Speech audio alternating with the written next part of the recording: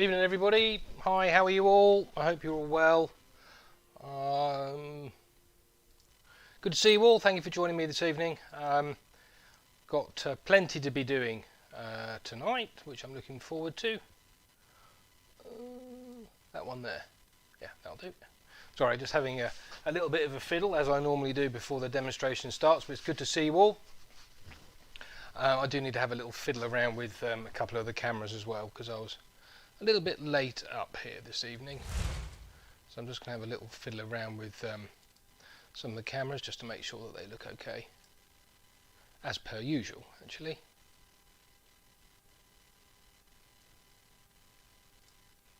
It's a very, very lovely, gorgeous evening this evening. A little bit bright.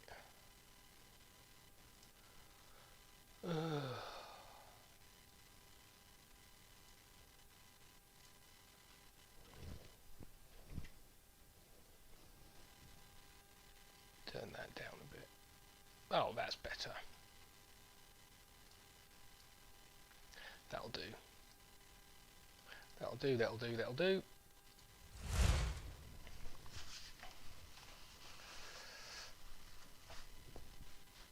There.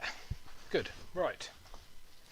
I've got a few gouges that I need to sharpen, and I need to get some of the bark off the blank. I'll show you the blank in a minute.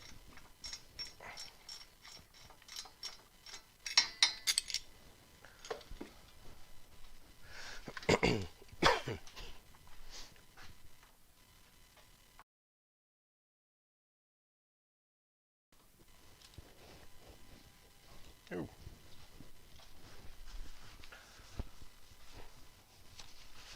So I've got 52 people in at the minute, that's cool.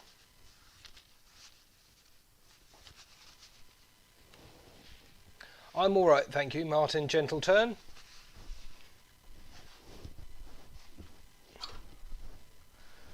Been a bit warm today.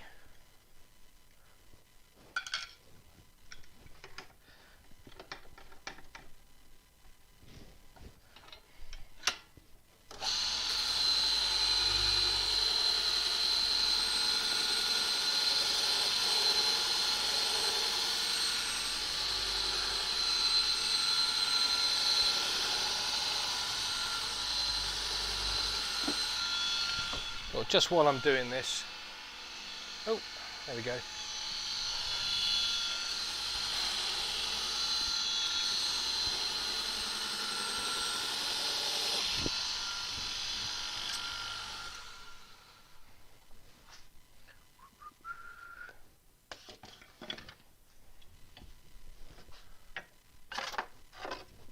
Don't need that. At least I don't think I need that.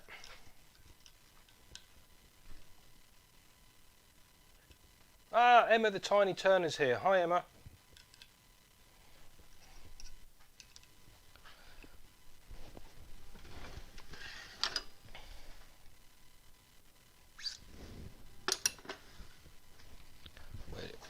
There it is.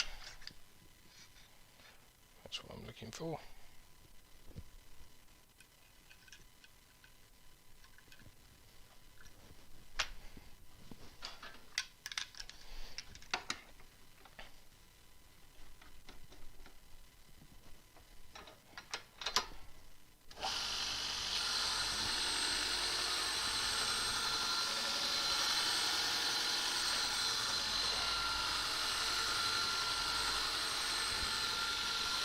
I'll be with you in a minute, folks. I just need to get these last few bits and pieces done, and then I'll join in the chat and banter for a little while before we get started.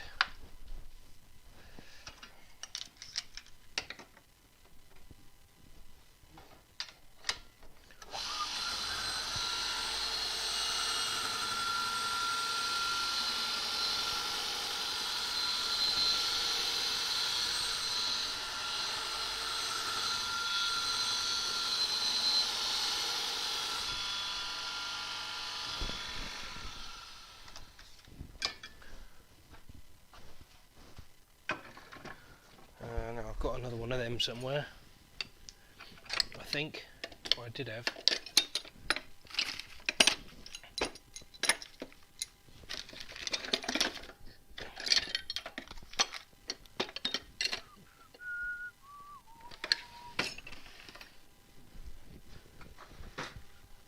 Oh, it's there, look. Just going to put another edge on this this other 1/2 inch gouge. Can't remember what angle it is. Ah, that one.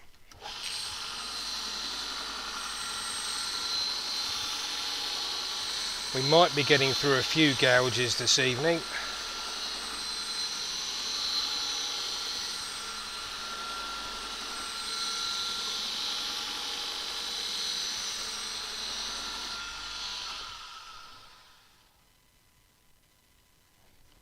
Feels okay.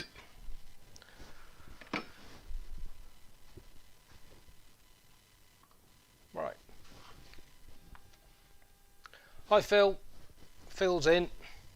Now one thing I'm going to do before we get started with the demo is I'm going to take some of the bark off this this piece because let's move that into a slightly better position. There we go.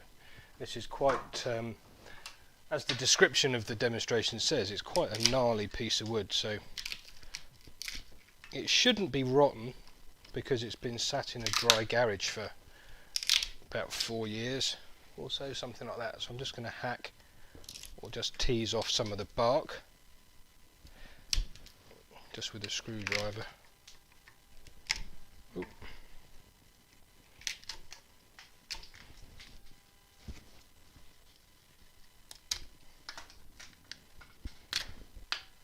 Don't even need a screwdriver. Rob CP, thank you, and Leisure, thank you as well. I saw your super chat earlier. Thank you. I'll try and get as much of this bark off as I can.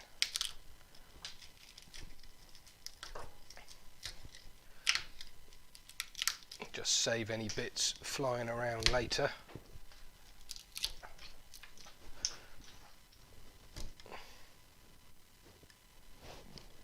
Still not 100% certain what species of wood it is, but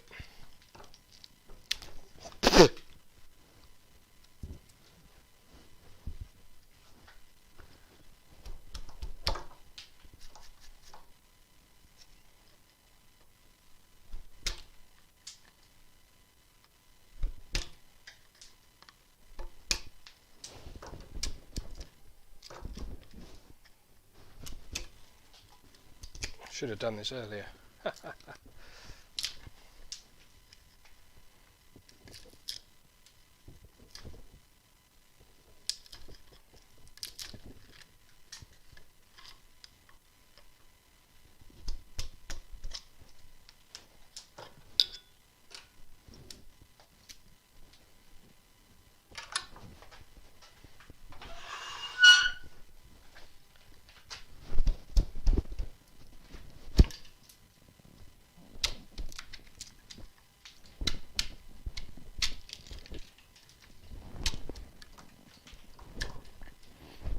Yeah, I'm very glad I'm doing this now and not later.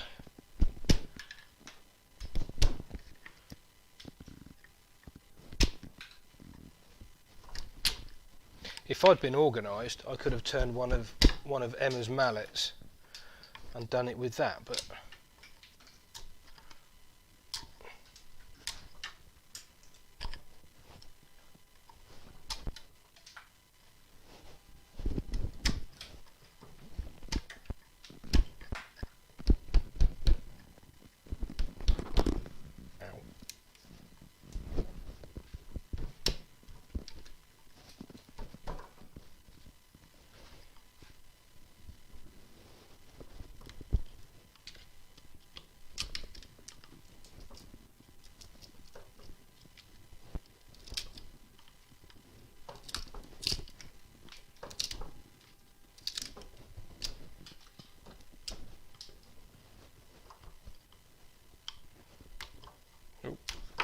here it is.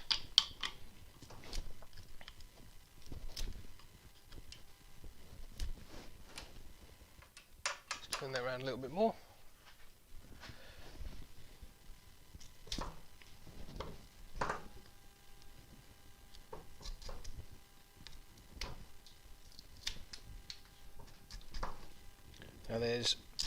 I did put this on the bandsaw earlier on just to take off a couple of extraneous little branch bits here, but I'm going to have to get a saw on them to take them off properly, I think.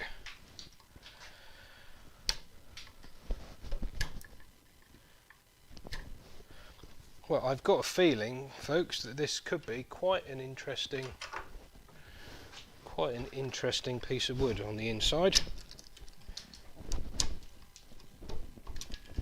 It's looking good at the moment, anyway.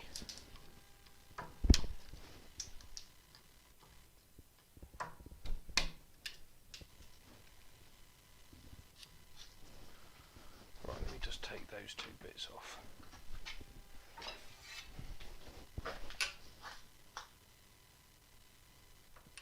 Gosh, it's properly warm in here. Mick Jews, thank you very much.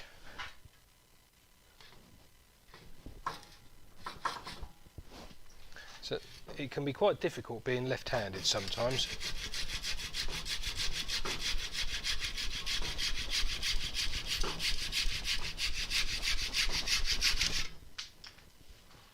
There we go, I'm glad I took that off.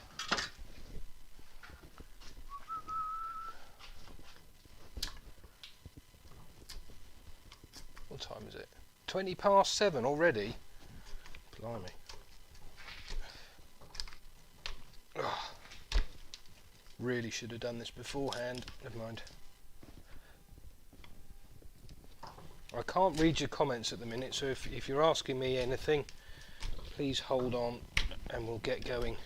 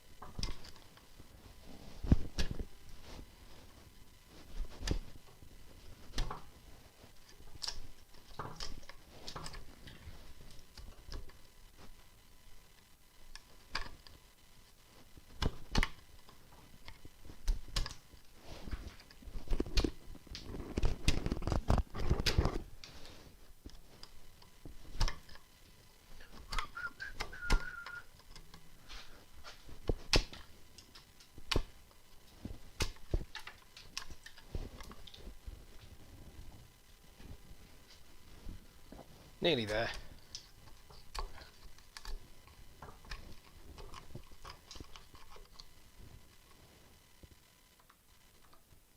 There you go, have a look at the new overhead angle. I've got a new overhead angle this week. It's actually on the tool rest side, which should be quite nice. Thanks, Twisted Trees. Cheers, Pete.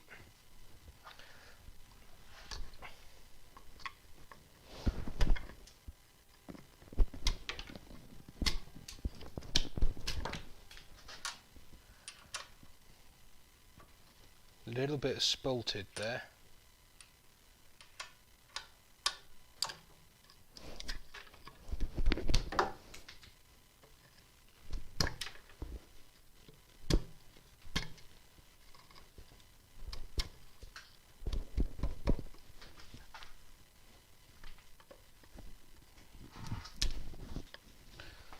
Right, some of this is going to have to wait until we get round to doing the other side.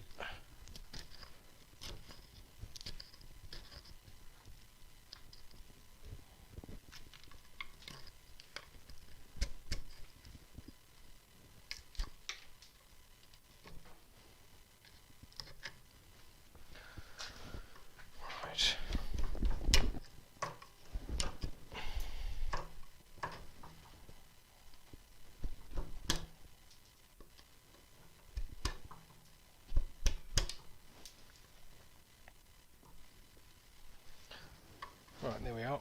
Oh, there's a bit more there, I'm sure can come off.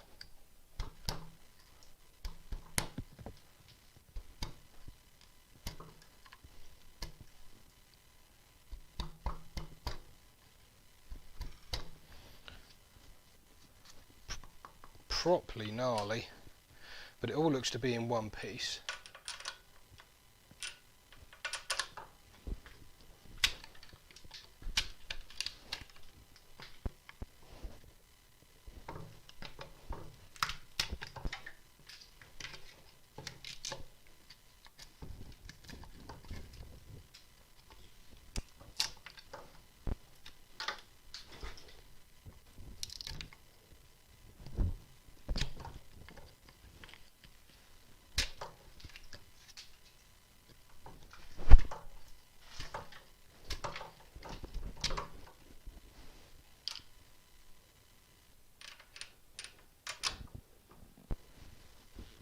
Right, sorry I'm not joining in very much at the minute, folks, but this is a bit of a safety aspect I need to be taking care of, which I'll give you the reasons for when we get started shortly.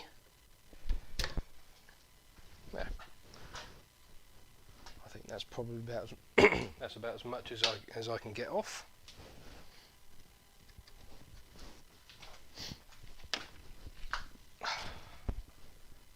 Right.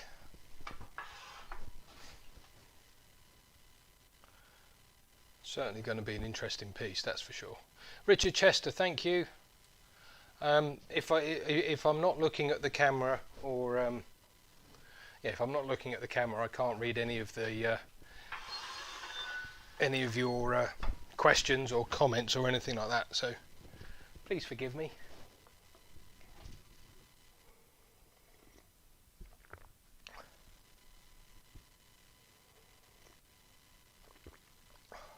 Oh, Richard Phelan fell on your ulnar nerve. Eek. That doesn't sound very good.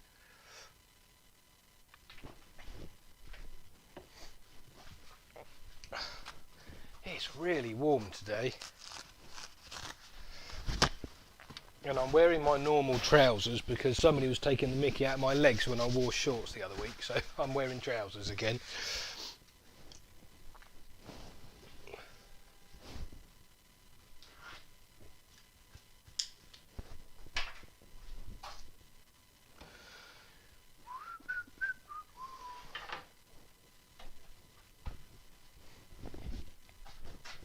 The carving chisel I was using to take the bark off was a Stanley. This is a very special, you can see it there, look, this is a very special chisel for removing bark. It's made by Stanley.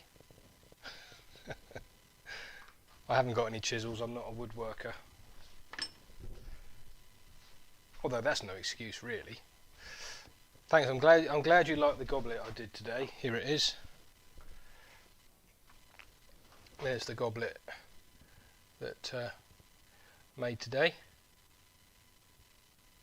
I've got a really long delay this evening. It's got to be a good 25-30 seconds.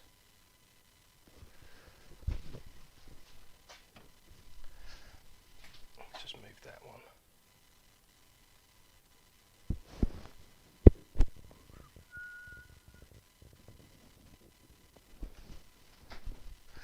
Rob CP, question, how do you see the possibilities with the blanks for the shapes? Rob, that's a really good question. Practice, turning lots and just looking at shapes around you.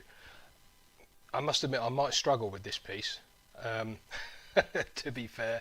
It's a very interesting shape by itself, but I'm looking at the shape that's sort of within it, kind of thing. I'll talk about it in a bit. Philip Pattinson, hi Philip, nice to see you. Oh no, Teresa. Oh, I hope she's okay and safely delivered at home. Rubber Dubwood, will you be doing a demo on the twist? Yeah, probably at some point.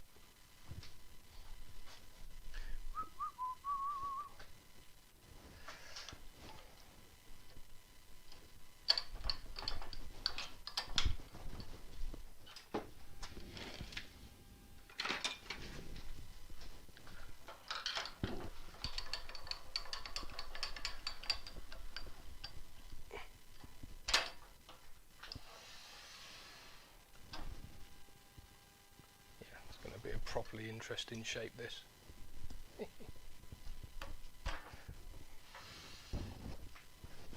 Right, 3 minutes to go, folks, and then we're gonna sink our teeth into this lump of whatever it is. So I'm going to do what we normally do. Go and grab yourselves a drink, a glass of water, glass of wine, bottle of beer, or what have you, and then sit back and relax and watch me hack my way through this. So I'll be back in 2 or 3 minutes, and we'll be able to get started. Cheers, guys. See you shortly. Oh, I've moved it. There it is.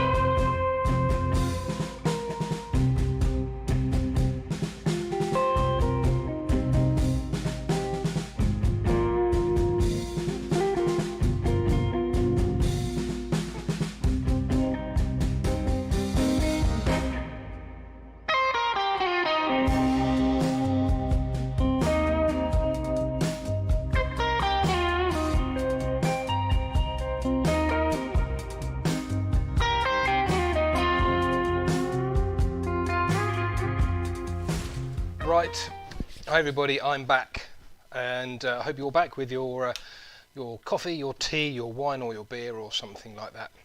I've just noticed somebody's asking about the music. I belong to a website called Epidemic Sound, and I pay a monthly license fee to use any of their, I don't know, 100,000 tracks or something like that. So I could probably find out who that music was, but I can't remember off the top of my head. Let's just lose my phone. I don't need my phone.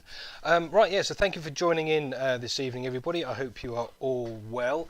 As you can see on the lathe, I do have a rather gnarly crotch piece. As I said in the post publicising the demonstration, I'm not entirely certain what species of wood it is. It looks a little bit beechy. I thought it might be cherry, but I'm pretty certain it's not cherry. So I think we'll probably stick with beech. I don't know, but we'll see. Perhaps when we get inside it. On the outside, I can see 1, 2, 3, 4. Hang on. 1, 2, 3, 4, 5, 6. 6 large branches, or fairly sizable branches, although there's 2 in that one, coming out of it. So it's going to be a really, really twisted piece. It's going to be a challenge to turn it. And if you look at the overhead here, it's on a faceplate. I put it through the bandsaw to create a bit of a flat spot earlier, and then I've also shimmed up Let me just take it off and show you. You'll be able to see easier. Ooh. So there we are. There's the faceplate. There, it's got two shims underneath one side of the faceplate which have been screwed in, and also there's a flat spot there which I put on with the bandsaw earlier. I've given it a good tug, so I'm fairly confident it's not going to come off. And there are some meaty, there's 50, 60 and 70 mil screws holding it in place, so we should be good. Hi Tom, hi Seth. And just before, or rather during the sort of the warm-up, as it were, I went round the whole piece and took off as much of the bark as I could, because although I'll be wearing a faceplate and stuff, anything that could potentially be a missile is best off removed right at the very start. And needless to say, this is not really a beginner's project. This is much more, let's just say this is a little bit more advanced than your normal standard beginner project. But if there are any beginners here, obviously you're very, very welcome. And on Thursday night, I'm doing a free Zoom meeting going through the standard 6 tools in a box, and showing you the absolute bare basics of what each tool does and what each tool should be used for, what it was designed for, that kind of thing. So if you head over to my website at msabansmith.com, if you are a beginner, you can join that. There's only 20 odd spaces left, I think something like that. It's completely free, and that will be over on Zoom on Thursday night, and which I'm really looking forward to. Right. Alan Anderson Wilson, 6 years, to answer your question. Right, now the first thing I'm going to do is I want to put a flat spot. Excuse me. I want to put a flat spot in the centre over here, where I can get a live centre in there, just to keep it between centres as much as possible. So I'm going to position the tool rest in such a position that when the piece is turning, it's not going to get caught on the piece as it comes round. And to do that, I'm going to use a smaller tool rest, not that one, it's the wrong size thingy. What's that doing in there? Where has it gone? Now this is what happens when you tidy away, you can't find anything. So bear with me a second, it is in here somewhere. Or at least it was the other day. Oh, it's there, it's right there under my nose. So I'm going to use a smaller tool rest so I can get as close as I can. Not there, not there. Let's get it up to the right height. Not there. It's there somewhere.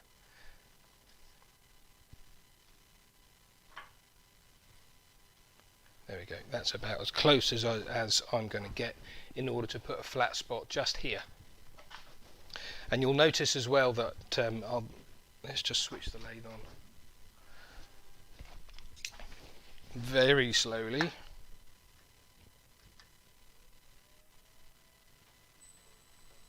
There, so the centre is just here, and I want to put a flat spot on there so I can introduce a live centre as soon as it's flat. So, face shield on, and to do this I'm going to use a 1/2 inch bowl gouge. This is a UK 1/2 inch, which I think in the US is a 5/8. I'm not 100% certain. Keep the lathe running nice and slow, keep my hands out the way. Let's see if I can just turn that in a little bit closer. Ugh.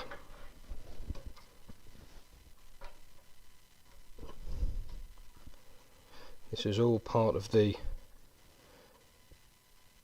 making it safe.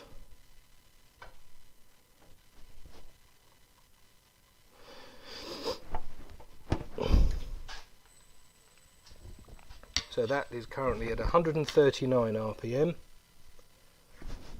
Tourist is still too high for the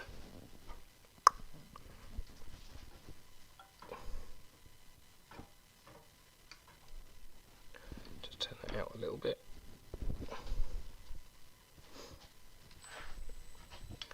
Got to have, I would have possibly done this on the what's it called, on the drill press, but because the top side is also very wonky, I wouldn't have been able to get a flat spot parallel to the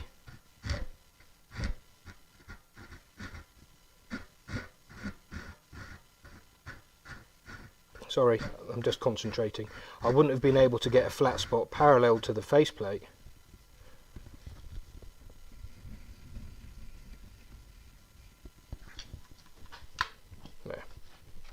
That's flat enough for the minute, and now I'm going to just grab a forceps a bit just to make that a little bit flatter still.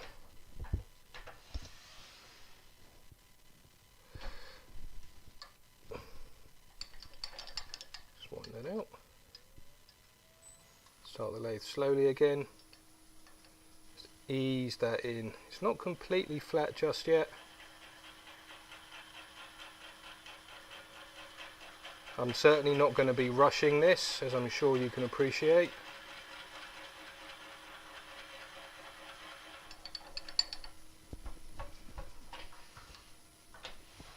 A little bit more.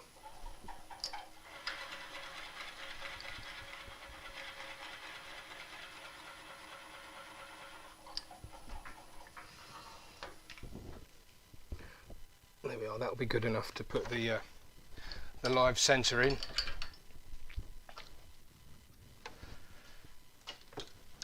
If anybody's asking just about the lathe speed, then it was 138, I think it was. Right, so live centre going in. It does look an awful lot faster on the video than it is actually in real life, I'll give you that.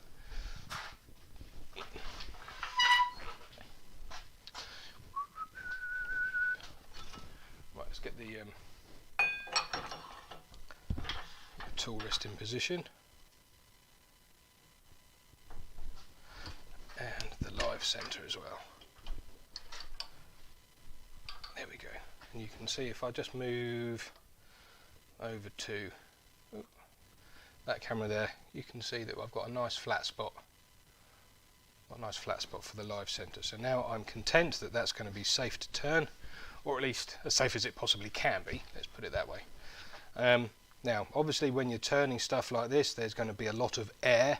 So if I make a cut here, there's nothing until the lathe comes back round to there again. So it's going to be a very slow turn to start with until I start getting into the actual piece. And Seth, if you ask me, or all of you, if you ask me any questions about this later, when I stop and ask specifically for questions, this might turn out to be quite a long demonstration. We'll see. So I will be stopping at regular intervals, so please hold your questions until then. Thanks. Right. So I'm going to use a bowl gouge for this. I'm going to use, as I said earlier, that one. I'm going to use the Sorby 1/2 inch bowl gouge. I think it's a 5/8 in the US, and we measure ours across the flute, and I believe in America they measure the actual width of the bar. I can't remember exactly, but it's a good strong tool, solid right the way into the handle, and I'm going to be using it with the handle down mostly, so the wood comes along the cutting edge rather than, let's just change the angle, rather than having the handle up here, as you can see over there, rather than having the handle up here, that's going to be really choppy. By dropping the handle by dropping the handle like this, you can't see it particularly well, the wood is going to be sliced rather than chopped, and it's a much safer way of doing this. See, I'm just doing that now and the wood is just cutting, whereas if I hold it up this way, the wood wants to chop. So if I do it this way, I get a much cleaner, much safer cut. Right, okay, let's go back to the overhead. Oh. I'm going to start the lathe really slowly, just make sure that everything is locked down. Scoob 1988, this is a Honeywell polycarbonate face shield, and the live center is the one that came as standard with the lathe. It's an Axminster one, Evolution style. So let's go back to the overhead. Start the lathe really slowly. Make sure that tool rest is in a good position. I can get a little bit closer. And another thing I'm going to do here is just on the tool rest, I'm going to mark out where the high point is. So there's the high point just there. So I know that when I start turning in a minute, this being the high point, when my gouge is there, that's when I'm going to start to make a cut.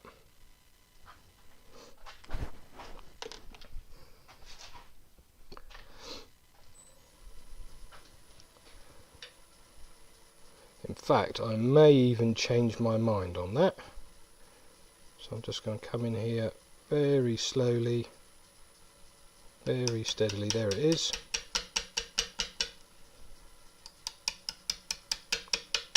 Now I'm not holding the gouge particularly tightly. The tighter I hold the gouge, the worse any catch is going to be.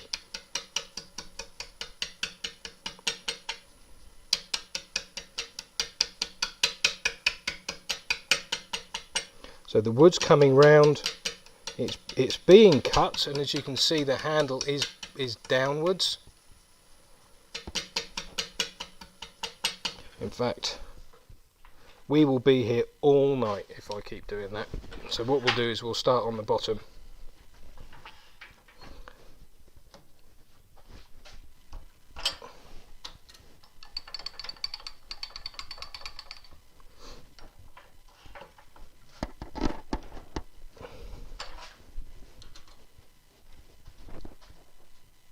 Clonk, clonk. Just turn that out that way a little bit.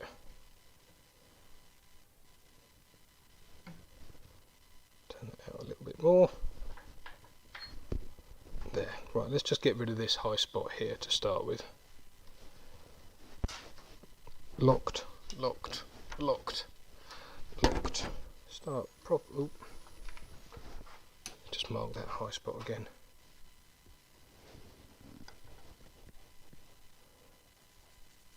Going to be around there. So if I just get this high spot down, so the tool is pointing downwards again, so the wood can be sliced off.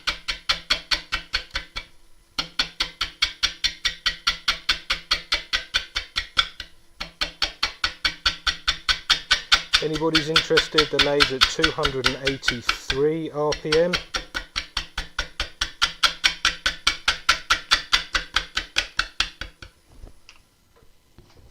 Now I can move the tool rest in a little bit closer because I want to get this high spot down here somewhere.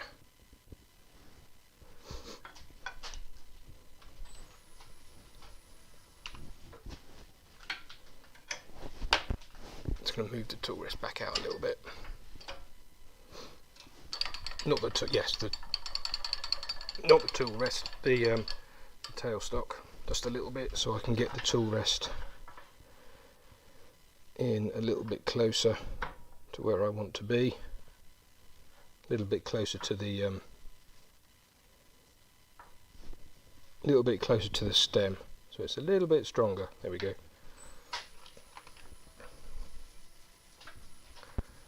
we're going to go very slowly, very gingerly, just until we start to make the cut.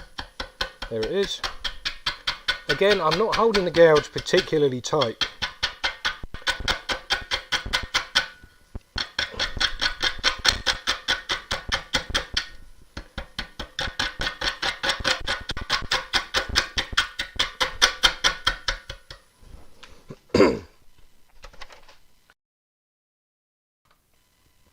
One thing I should also mention is, if you look at where my arm is over the, oh, not that one, that one.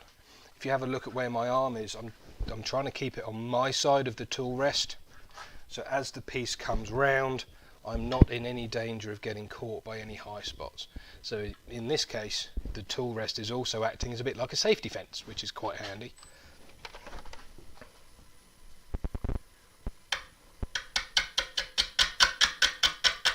So by not really, really tightly, as the wood comes round, it allows the gouge to be bounced out of the way whilst it still makes a cut.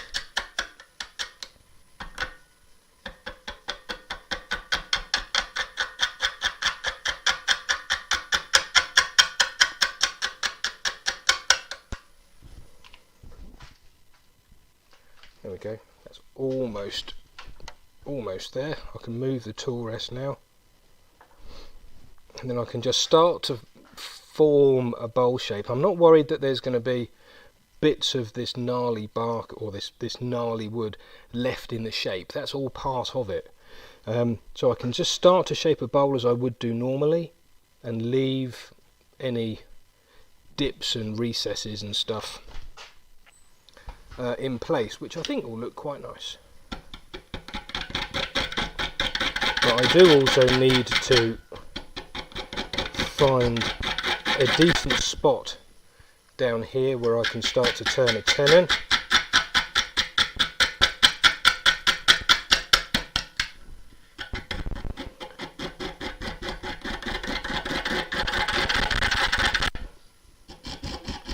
So I can get in there.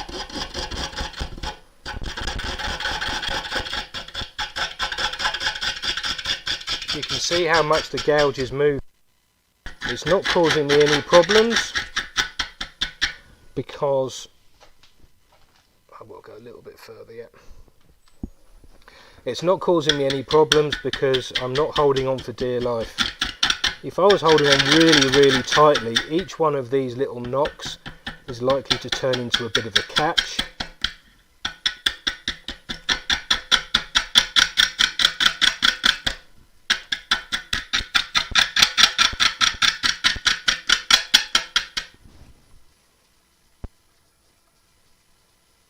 Let's look at that one.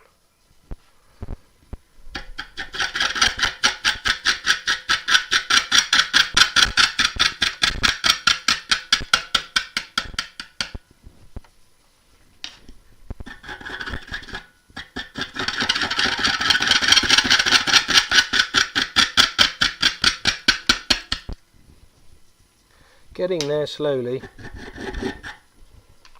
Now I'll tell you what I will do just a little bit is I want to just get in here just to flatten this area off a little bit, because obviously I've got to put a tenon in here somewhere, so I need to get this bit down flat as well.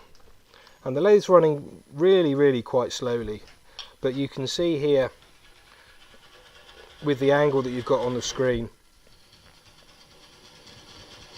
that with the gouge pointing down, the wood is slicing through. Sorry, the gouge is slicing through the wood rather than chopping, and it's the chopping that's going to give you a really bumpy ride. And you can see that we're getting shavings rather than flakes as the wood starts to peel off. Get that bit down a bit lower. And by running the lathe slowly like this as well, not only does it keep the lathe steady and not rocking around all over the place, if there is a catch and there's a catastrophic failure with all of the screws, all that's going to happen to that bowl really is that it's just going to virtually just drop off and roll onto the floor. It's not going to be catapulted around. It's not going to be catapulted around the workshop, which I think you'll agree is probably a good thing, because this is a very sizable lump of wood to be catapulted around the workshop. There we are. That's a really, really, really lovely looking piece of wood. So now I can start to think about putting the tenon on it. And just while I'm doing that, does anybody have any questions? Yes, Robert Robinson. I've just caught your comment there. Always wondered, cutting air impact the cutting edge sharpness? I don't really think it does, to be honest, Robert. Not if you hold the angle. Where is it?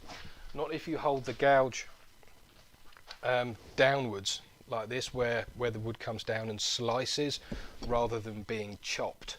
It's much kinder on the edge of the tool if the wood is being sliced rather than chopped. Right.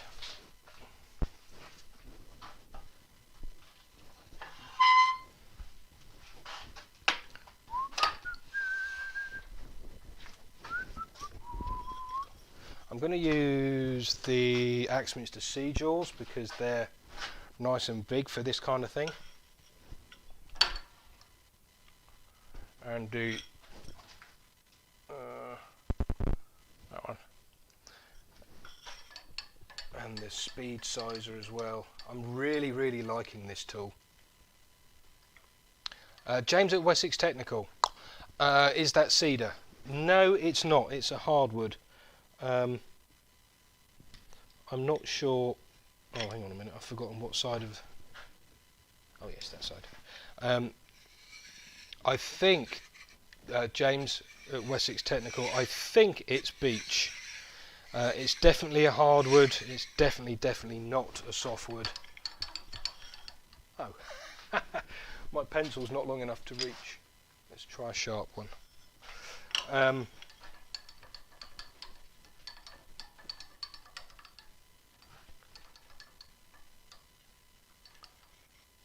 Seth Brettle, have you ever used?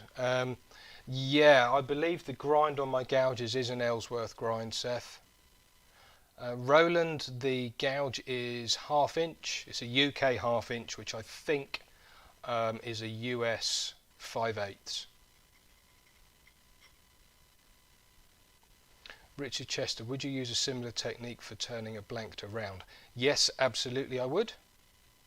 Stephen Rickett, are you using the rule of thirds or 1.618 tonight? I probably will be using the thirds, Stephen. Aha! I think I've just broken the lead of my pencil. Oh, there we go.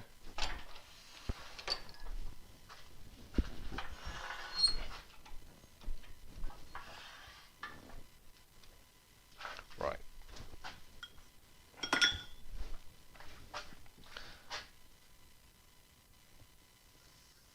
There we go. There's the tenon. I think that's the tenon. No, it's not. No, it's not. That's the size of the recess.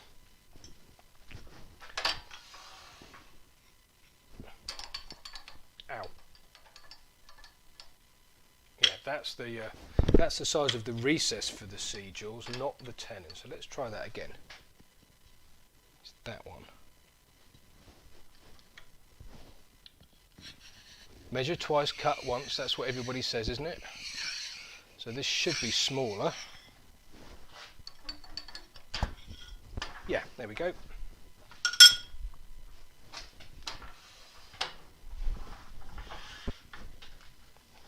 Now I can put that on there.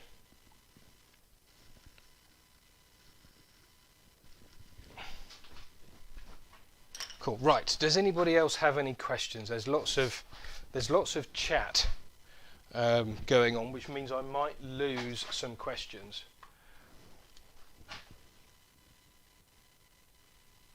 I think, yeah, Lawrence Griffin, yeah, this wood is going to be quite stunning. It's not that scary to turn, Lawrence, if you turn it slowly with reasonable tool presentation. It's not that bad. It's a bit bang, bang, bang, bang, bang, bang, bang, bang, bang, but I'm quite happy with that. Right, let's get I'll give it a couple more minutes for any questions, and then we'll crack on.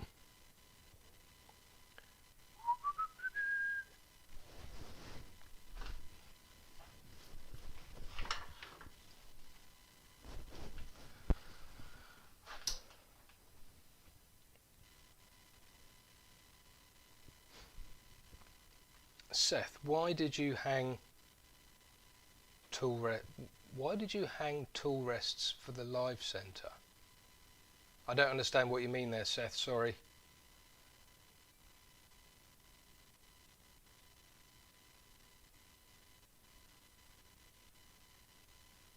Right, let's continue.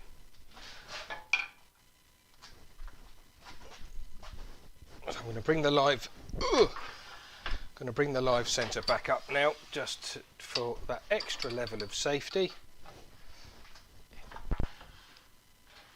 And that should, yeah, there we go. As much as possible, I want to cut over the top of the, no, not that one, that one.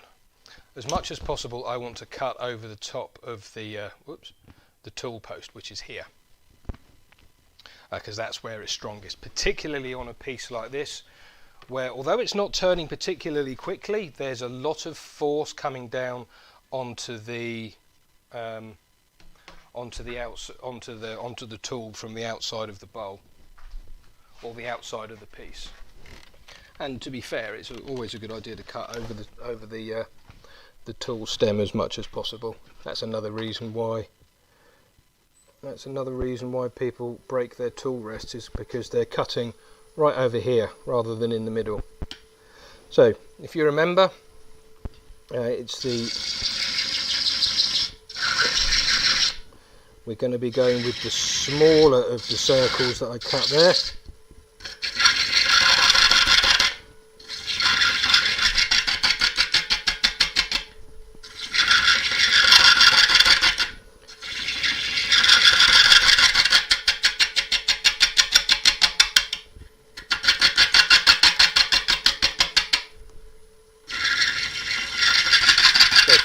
I think you might be able to see that with the tool handle down like this, I'm going to say it again, the wood is being slightly chopped.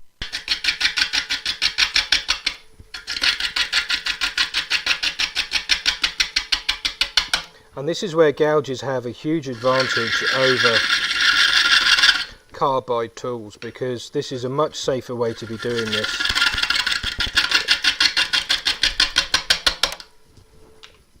Tool rest just moved a little bit then. So I'm just taking the bowl down to start making a tenon.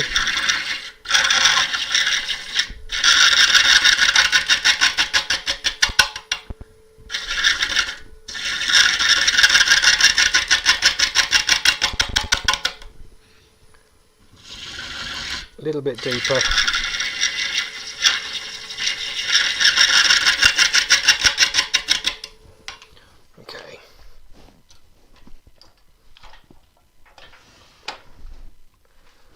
And then I'm going to grab, in fact no, I'm going to grab the parting tool to put the tenon on properly.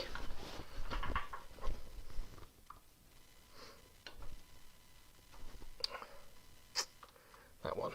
I've had a little change around of cameras and stuff, and I'm still getting used to which button's which. Okay, tool is at a height that when the tool is parallel to the bed, we're cutting right on the centre line, so we're a little bit low there. That's good enough for me. Left hand over the top, and the tool rest, as you can see, is far enough away from the piece that I'm cutting on the parallel part of the blade, or the parallel part of the tool here. I'm not letting the actual diamond part of the tool slip down here. I just need to move that out a little bit. So I've still got some room to play. Yep.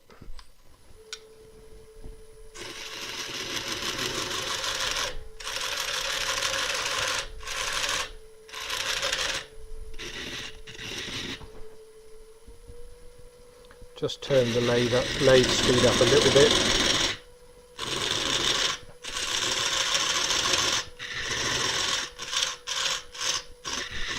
And I need to make sure that the wall of the, or the tenon itself, is nice and square.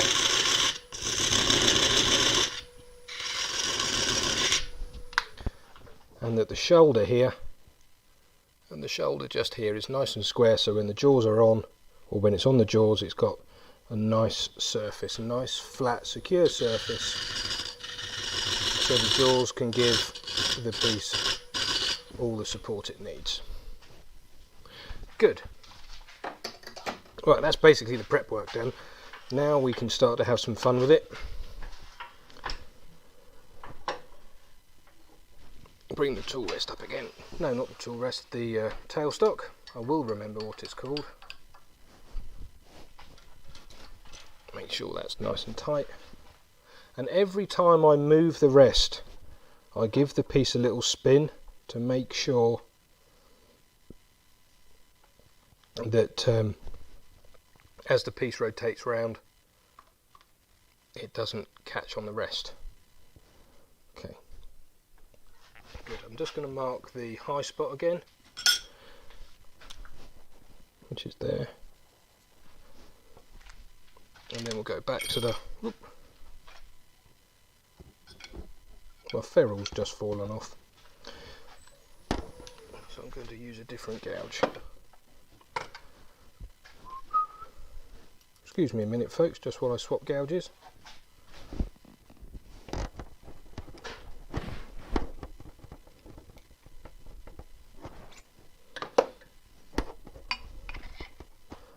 Don't want to use a gouge where the ferrule isn't secure.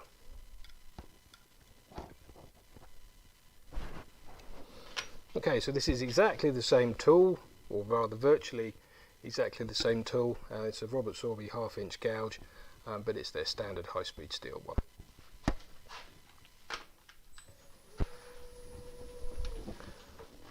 Get the tool rest to the right height. Let's give it one more spin. We're good. Keep the handle down and then just ease it into the cut. Remember here we're cutting air as we were before.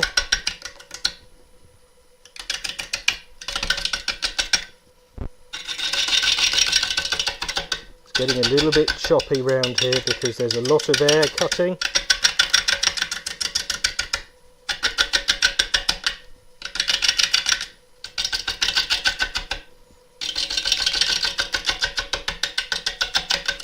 A very hard bit just there.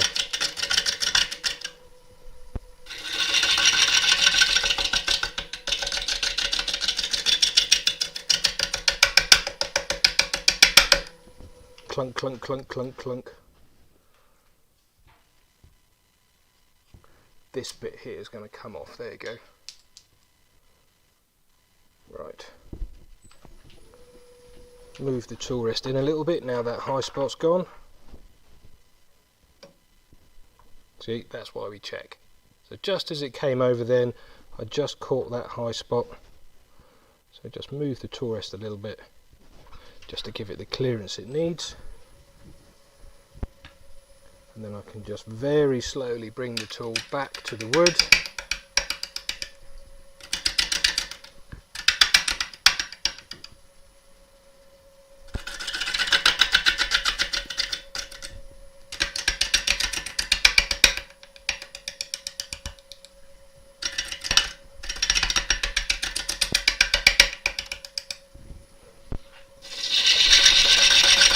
It's much nicer cutting in here than it is anywhere else, I must say. But we'll get there. I'm going to move the tool rest back in because I want to cut this bit away. That one. I want to cut cut this bit away here.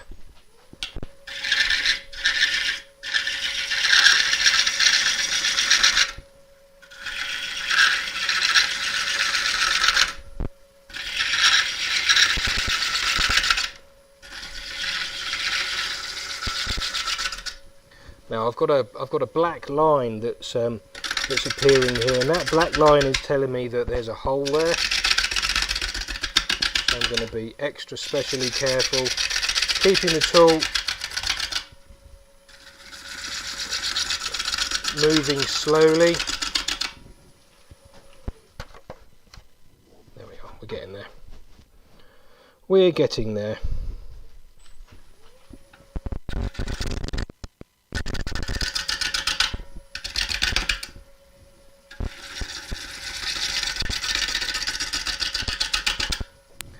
You might be able to see on the overhead camera that we're beginning to get some kind of shape coming. Whoop.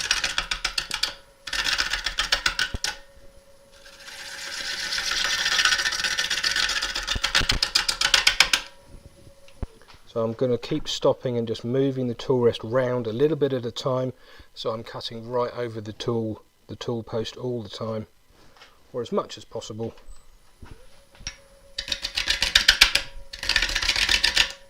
And just ease a curve into the wood.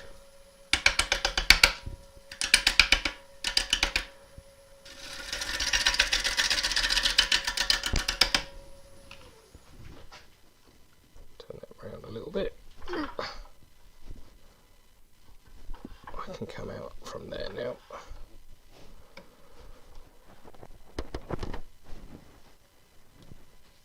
So here we are back at the very first high spot that we were playing with.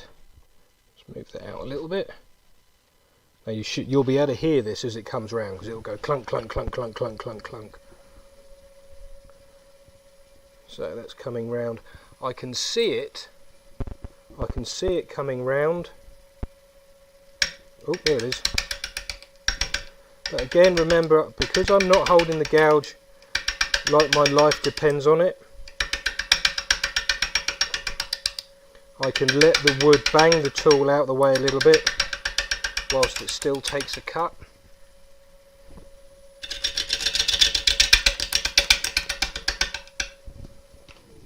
Stop and check my progress.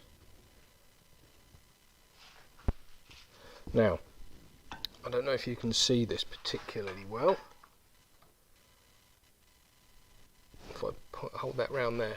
Right, this here is a branch, and I've got some spalting or something that looks like it's coming through just here. So I'm going to be, and although the branch comes back round and dives in here, I want to be exceptionally careful that this branch piece here doesn't come. Let me just show you the other camera. Yeah.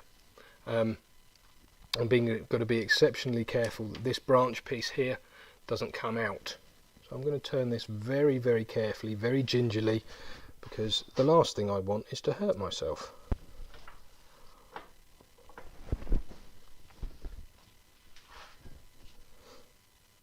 The edge is still okay.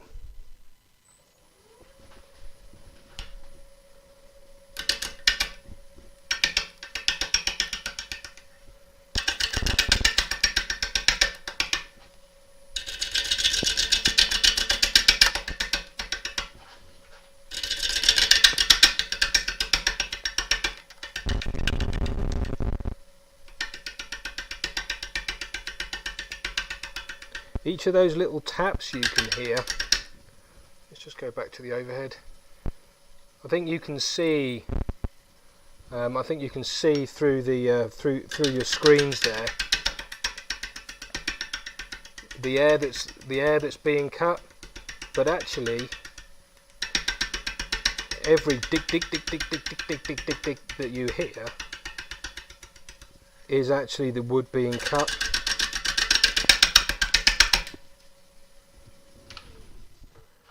That was quite a big bang, that. So let's just look around here.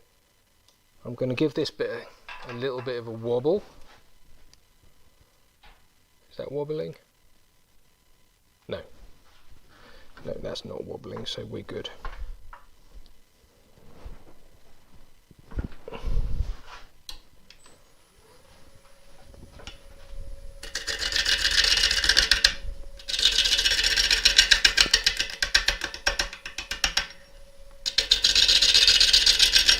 Now, although this is essentially a bit of a natural edge piece, I'm still going to be looking for a nice shape to it. I'm still going to be looking for a nice shape, even though it's a natural edge piece, but I just want to get a very basic shape hewn out of it first before we start to make any kind of shape.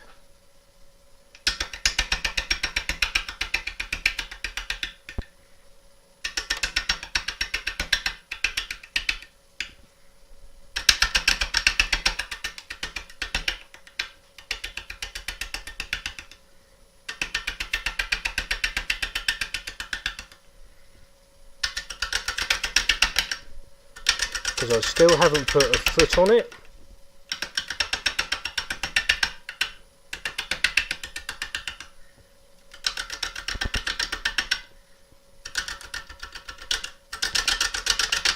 And anybody who's seen one of my bowl demonstrations will know how important I put the aesthetics of a foot.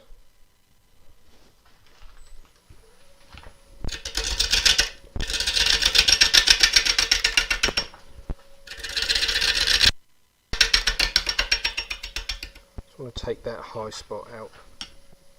Where is it? There it is.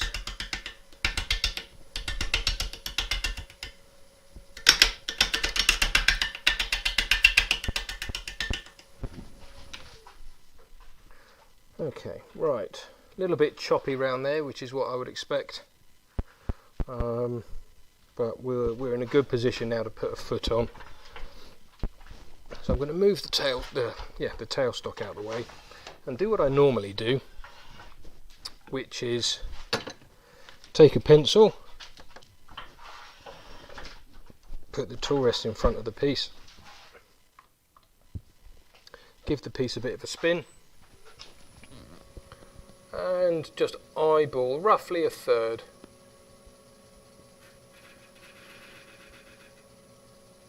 About there. So I've just eyeballed that. You can't see that, but you can with that one. There we go. Right, so it's the inside line that we're going to be going for, which is where we're going to put the foot. So bring the tailstock back up. Oh, hi Steve, SK Crafts. Interesting, yeah. That's one word. That's one thing to call it. So I can get the tool rest back in there. You see, I can get it into a much more standard kind of position now. We've got rid of most of the high spots. So the rest of this is just going to be virtually like turning a normal bowl, because we've got a rough shape that we can play with, but obviously we need to make sure that tool presentation is as perfect as we can get it. And I'm going to sharpen the bowl gouge for a second. So we'll stop there, and if anybody has any questions, please ask.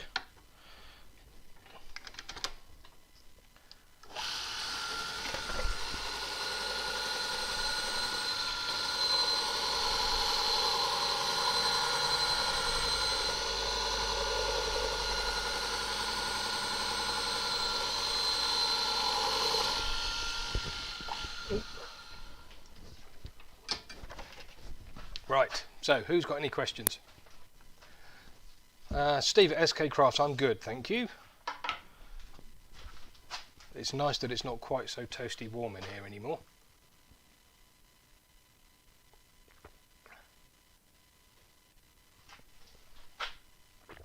Mike Doyle Martin, will this piece get some colour? Oh, I don't know, Mike. It might do.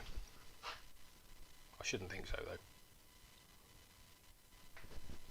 Hi, Bob Crawford.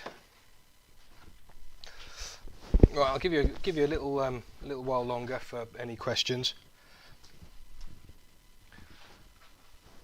Lawrence Griffin, can I ask where you got your banjo from? Yeah, Lawrence, the banjo's standard with the lathe, which is the big Axminster trade lathe, and the face shield I got from any number of distributors on the internet. Thank you, Tobias Scriven.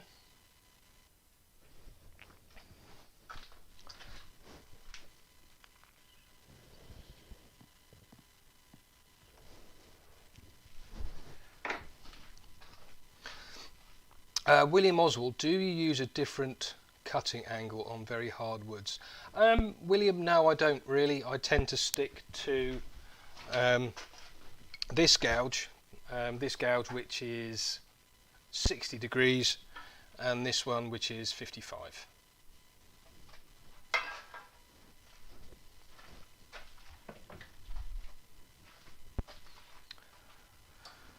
Leave it natural, says Rubber Dubwood. Yeah, I probably will.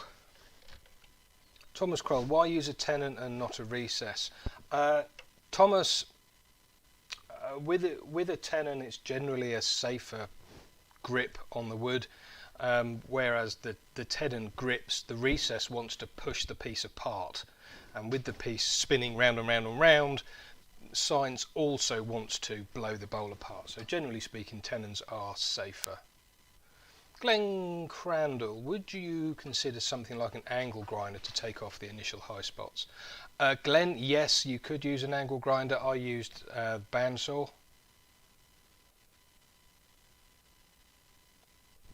Fred Gustafsson, how do you determine to make a mortise or a tenon? 90% of the time, Fred, I use a tenon. There are various reasons for that, mostly because it's down to the security, but also when you turn it off, you've got a nice flat bottom.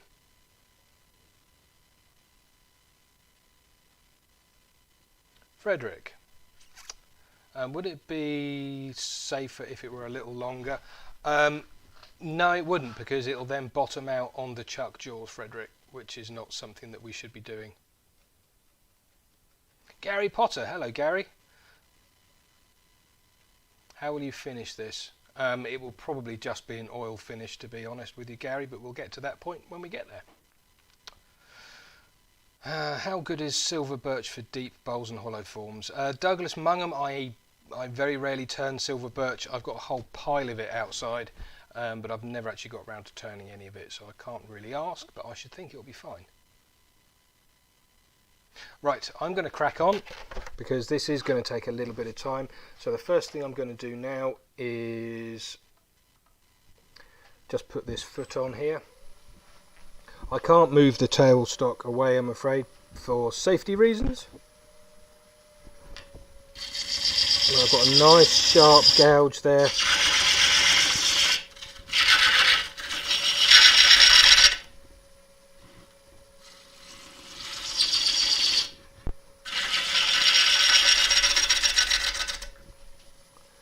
Shame I can't speed the lathe up anymore, but again, I want to keep the lathe speed down for safety reasons.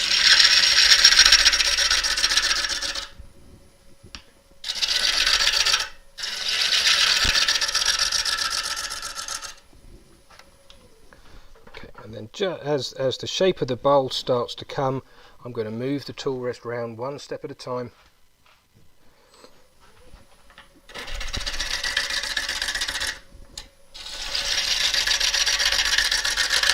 Just like I would do normally.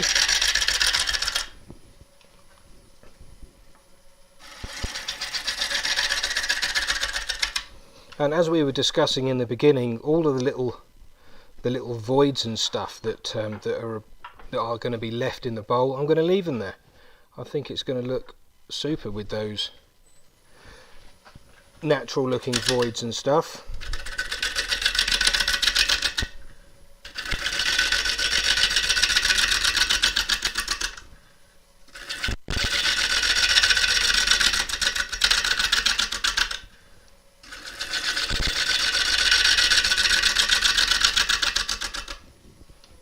Again, just keep stopping the lathe and moving the position of the tool rest and checking that it's not going to catch on any part of the piece as it comes round.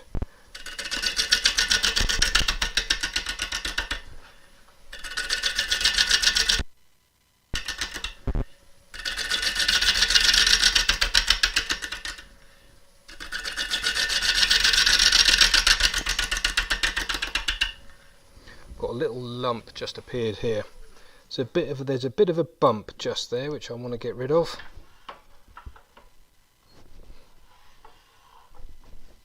You know, although this is essentially, it's not a natural edge piece, but because it's got all of the sort of the natural features in it still, I can still get a nice curve going with it.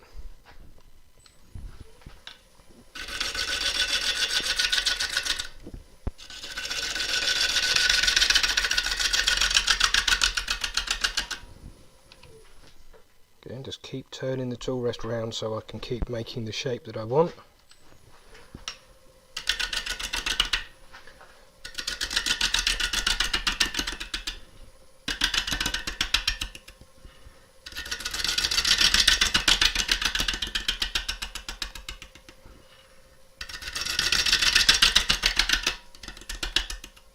Now, and as the bowl comes round over the top, I'm just looking at the ghosting. When you turn natural pieces, you'll find out what ghosting is. It's just a bit where you can see through the piece essentially as it's spinning round. Let's just see if there's anything. Okay.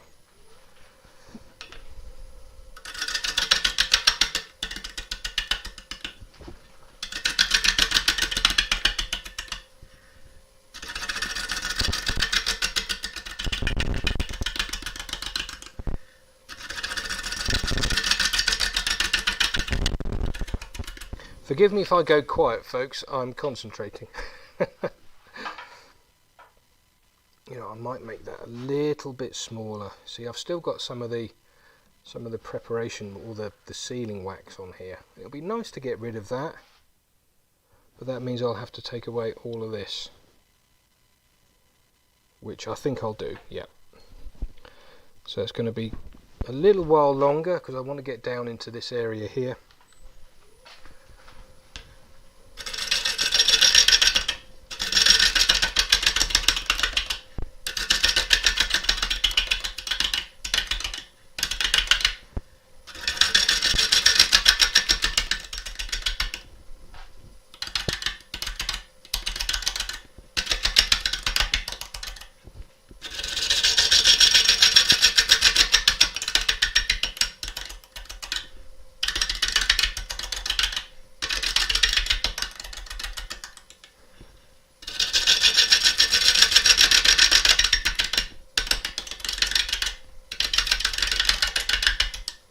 Bang, bang, bang, bang, bang.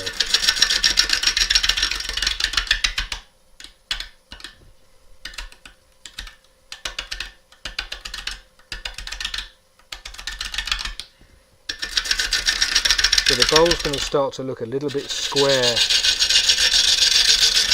for a few minutes, just while I battle my way down to where I want to be.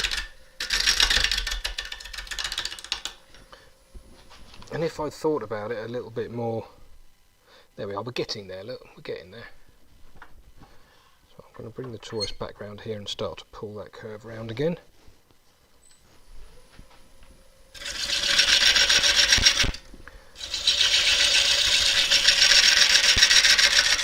Gouge is going to need another edge on it in a minute.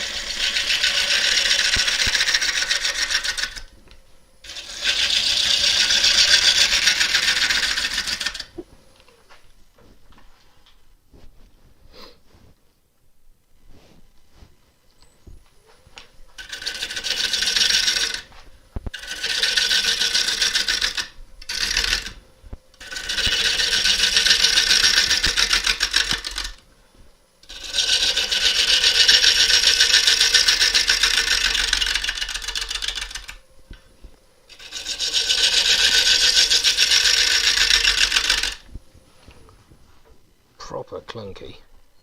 A little bit more.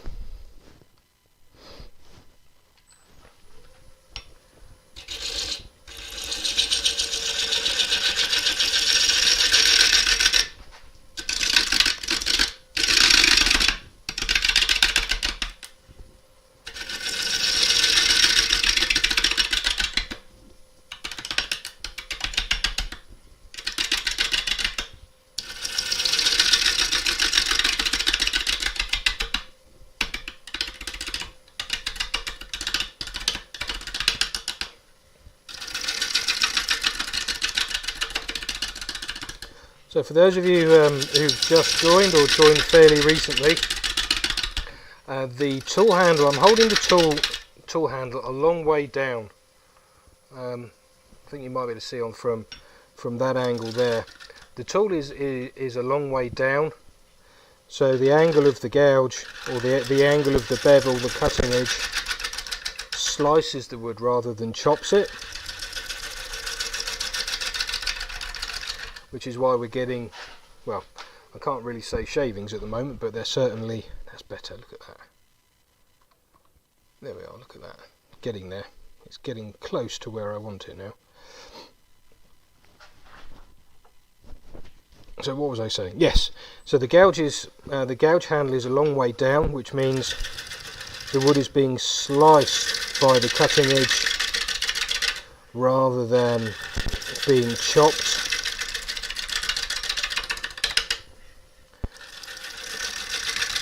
Which is a safer method than trying to chop it or use scrapers.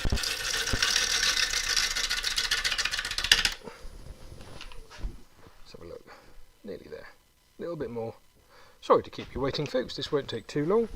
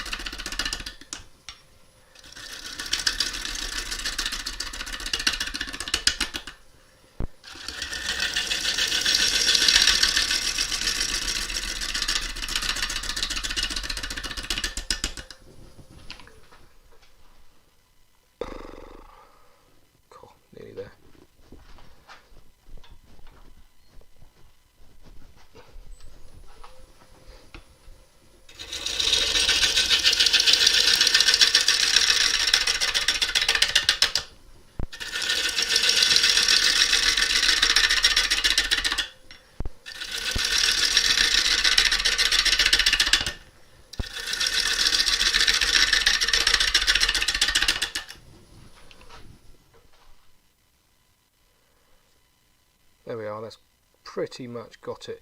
Now what I could do is, because of this, no, I'm not going to do that. I was going to say what I could do is I could round the top over so it becomes sort of an enclosed bowl, but there isn't really enough meat left on the bowl in order to pull it round like that, because we've got this big gap here, so we'll just leave it with essentially an open bowl. But now I need to smooth out the bottom here. And what we'll end up doing, I think, is losing some of this at the top so we get a better shape. I'm much more interested in the shape of the piece rather than trying to save the wood.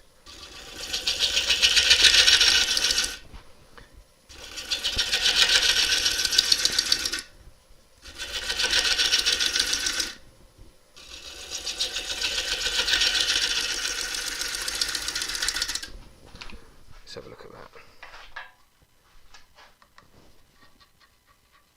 Just having a listen. Yeah, this piece here, can you hear that?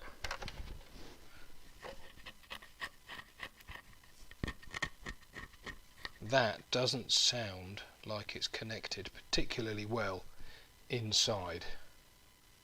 So I'm expecting this bit to come out later. We'll find out. We've got a nice inclusion there. That will stay there.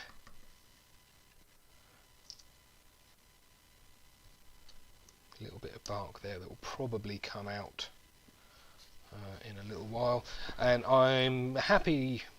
I think I'm happy to say that that's beech. So I'll just sharpen this gouge up again, and we'll just take a couple of cuts just to finish it off, or finish off the outside anyway.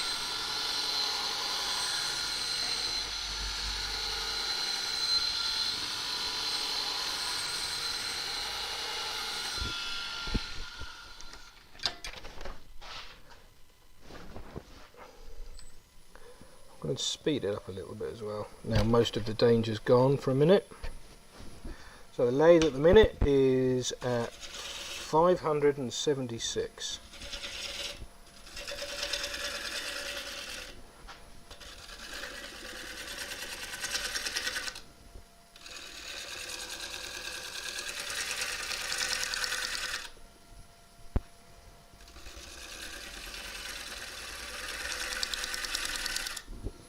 Stop there, move the tool rest round.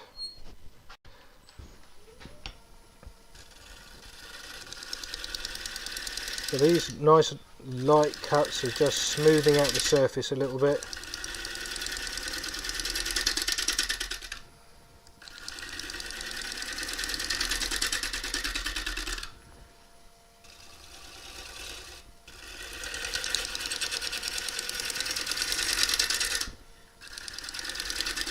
Whoops.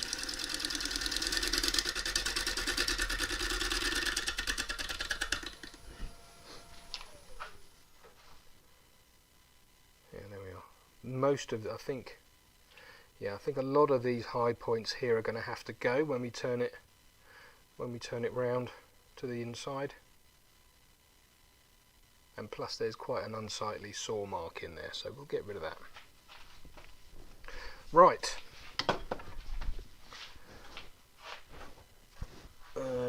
Right, I'll now move to a 3/8 bowl gouge, which is a thin one. I think in the States this is known as a 1/2 inch. Somebody might be able to tell me.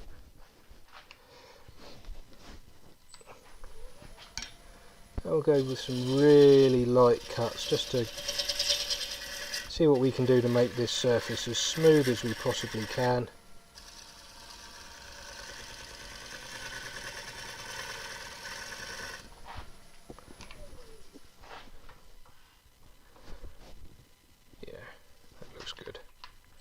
It's really important that when we're doing this, that your tool presentation is absolutely bang on.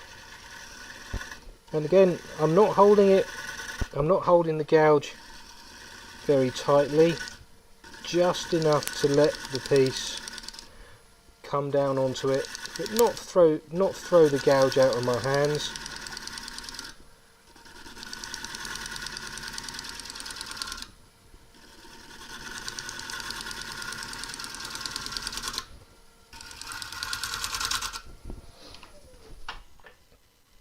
The lathe, change position,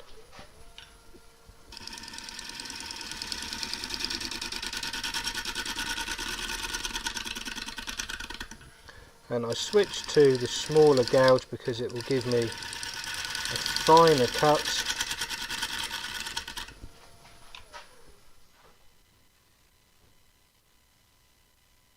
Now I've got a lump here. It's a bit lumpy still on the bottom, so that needs to change. Sorry, if it's not right, it's not right. Just need to smooth that out a little bit.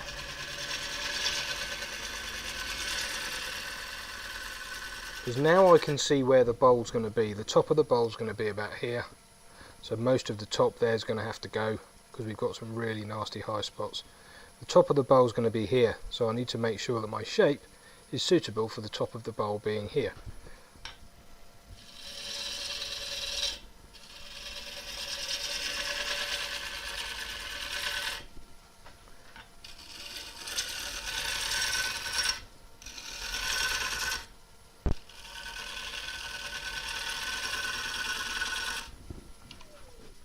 Stop the lathe, move the rest.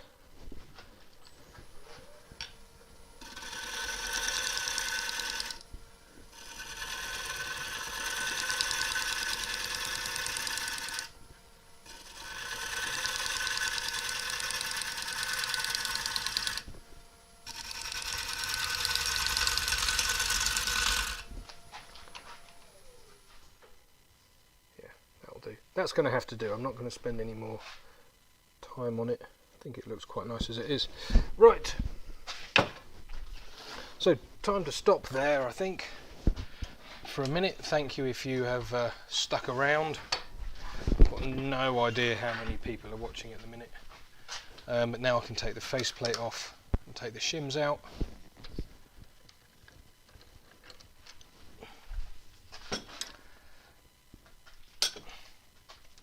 So if anybody's got any questions, please ask.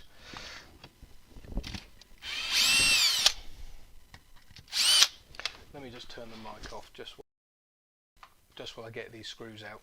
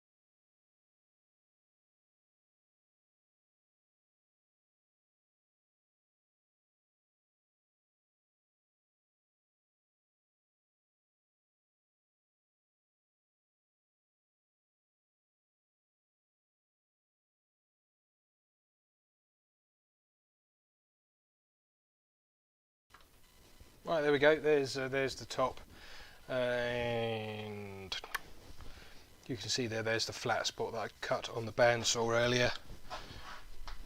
And oops, sorry. There's the shim that's sat under the faceplate. Right.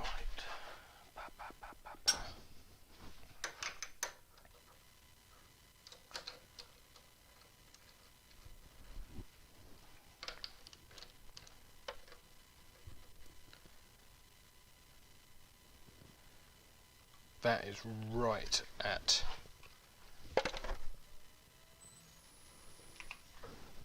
that tenon is right at its maximum limit. In fact, it's too big. That tenon is too big. It's bottoming out on the jaw. Okay. Right. The tenon is too big for the jaws. It's too deep, and it's just slightly bottoming out. So I'm going to head over to the what's it called? Disc sander, and I'm just going to sand the bottom of that off a little bit, and I'll be back in a sec. So this will be a good idea. This will be a good time to just stop for a few minutes, replenish your coffee, your beer, your wine, or your tea, or what have you, and we'll be back when I've just sorted out the tenon.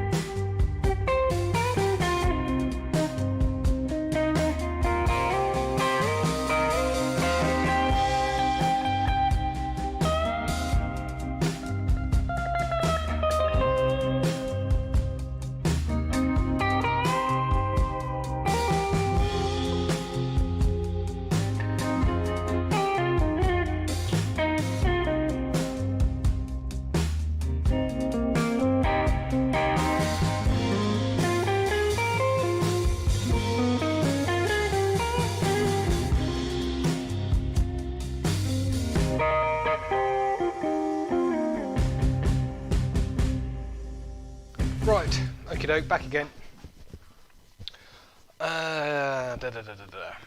Right, quick question from Jacques. Have you got an idea in your mind how it is going to look finished? Jacques, I'm just going to make a bowl out of it and it'll look how it looks when it's finished.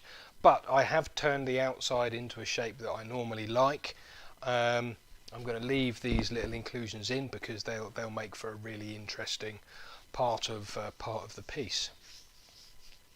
And I've just sanded the bottom of the tenon off, so it now fits nicely.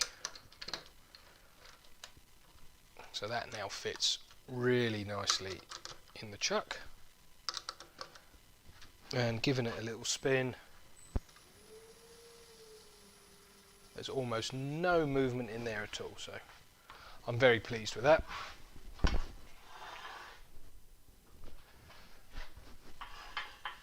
I'm going to switch over to the smaller tool rest to take away these high spots.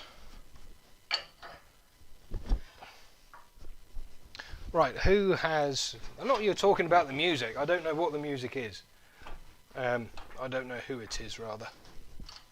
But James at Wessex Technical, it's definitely not Santana. Not that I don't like Santana, but it's not Santana. So who's got any questions?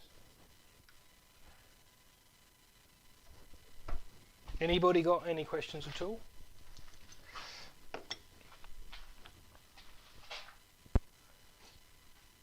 Gentle turn, you're in Germany, so yes, it will be finished by midnight your time. Once we get inside, it's going to be easier to turn.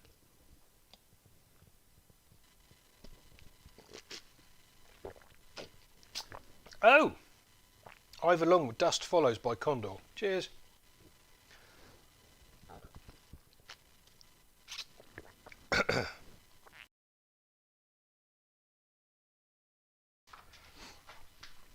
Frederick Day, no. I wasn't going to use longer jaws because it's the wrong size tenon for my other jaws. Leisure, I don't have any other jaws that are the right size for that tenon. Chris, I'll probably sand and finish it tomorrow because there's not really time to do it.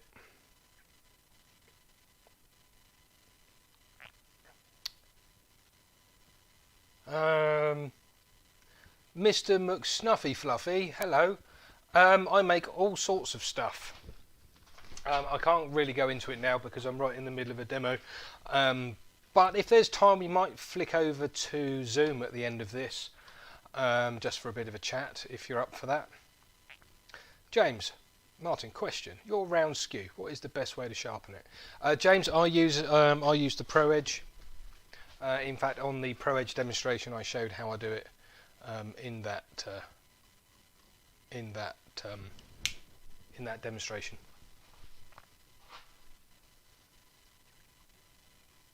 What chuck are you using? I am using the Axminster Evolution SK114 Buster. Richard Chester, more of a question for hollowing. Had a nightmare today trying to hollow a 10-inch vase. 4 mils, perhaps a bit brave. Yes. What ratio do you aim for? Richard, I do very little hollowing, to be fair. And I certainly wouldn't go to 4 mil. I would probably stick it around somewhere between 7 to 10. Pete, Twisted Trees, I didn't attempt to sand. No, it's just time. I'll sand it tomorrow. Pete, because everybody knows what sanding a piece of wood looks like. But I'll show you what I will do with it. I'll power sand it, and what I'll do with it is this. I'll have to do that bit in there with a larger pad perhaps. But what I'll do is I'll leave the lathe stationary. And I'll use the spindle lock. Let's get the spindle lock in there. And what I'll do is I will literally just do that because you can't spin it because of all the inclusions and stuff. So I'll just essentially sand it by hand, or rather not by hand but with a drill, just moving it round like that all the time to get to where I want to get to. Ginger George, and you just got started into turning for therapy, mental health therapy. A lot of people have Ginger George. What got me into turning was, in a roundabout way, my divorce. I was a photographer and graphic designer, and to cut a very long story short, I discovered wood turning when I was working behind a bar, and that was it. I found my new creative outlet. Frederick Day, if you had a choice, Tormek or Pro Edge? Frederick, I did have a choice. I had a Tormek T4 here and a Pro Edge, and the Tormek never came out of the box. There you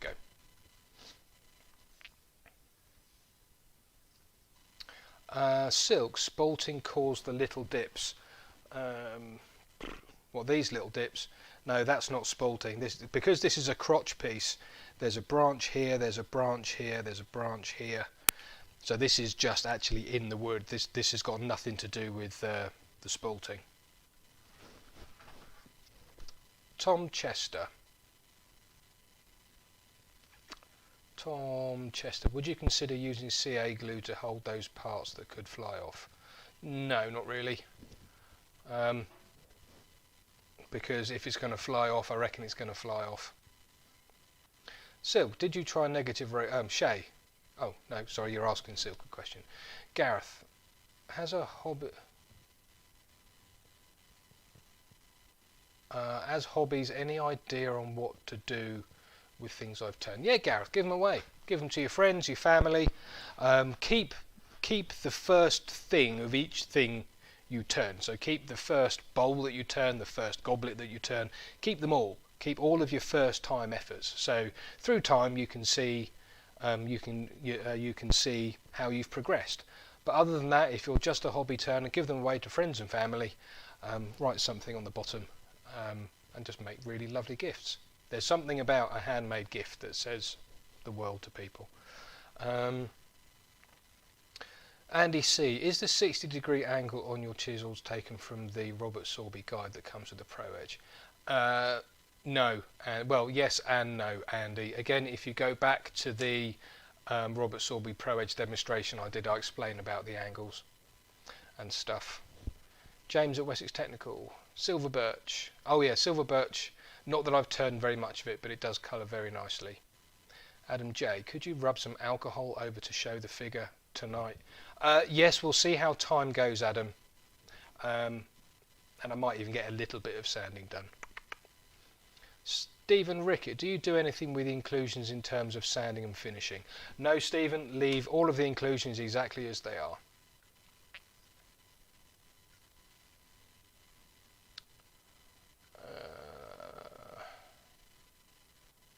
Scott Hampton, are you worried about the cracks? Scott, there are no cracks as such. There are little joins here, or little gaps between the branch. I'm still not 100% convinced that this piece is going to stay in, but we'll see. But I'm not concerned about them, but I will obviously be keeping. Obviously, I'll be feeling what's happening to the wood, and I'll be able to hear it as well. But no, I'm not overly concerned about them.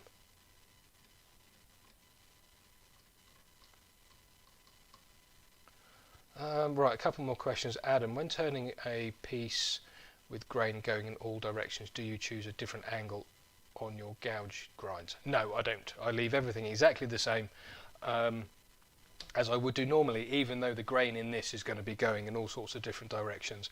Just stick with what you're comfortable with. Charles Knight, Martin, where can you get the speed plate for spigots? Oh, the speed sizer, Charles, I bought that from Axminster. It was developed by Chris Fisher, the blind wood turner, and he went into production in coordination with Axminster Tools and Machinery.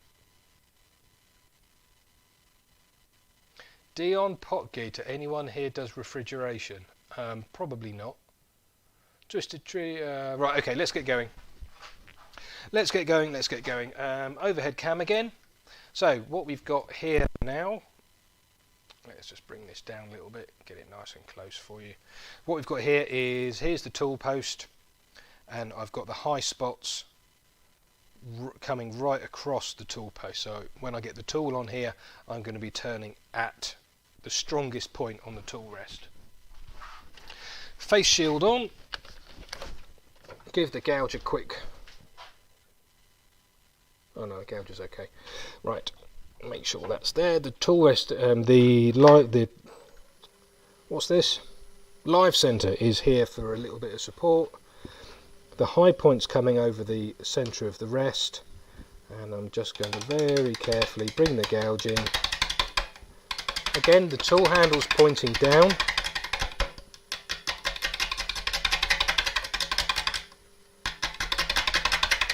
Yeah, the tool handle's pointing down, so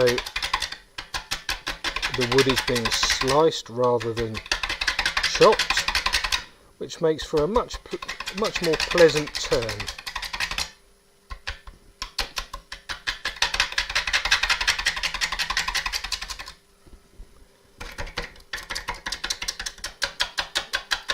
Steady as she goes. That needs to come down a little bit further. Speed the lathe up a touch. Move the tool rest in a bit.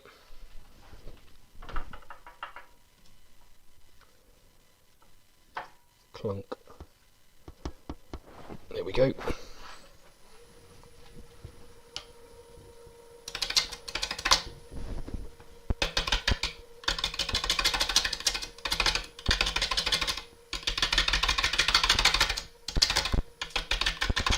A little bit of bark just came off there.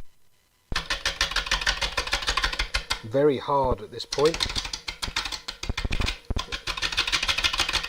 It's kicking me around a little bit, as you can see, but because I'm not forcing my way through the wood, the piece of wood and I are still friends.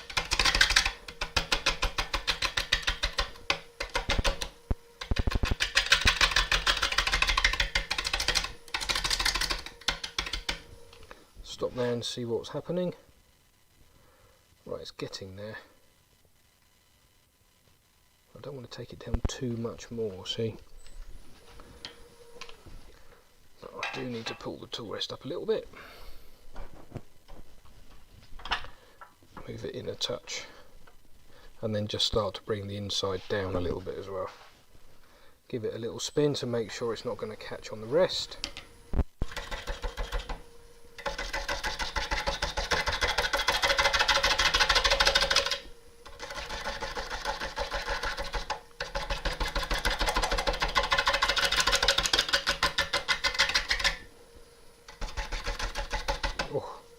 Yeah, that needs a sharpen now.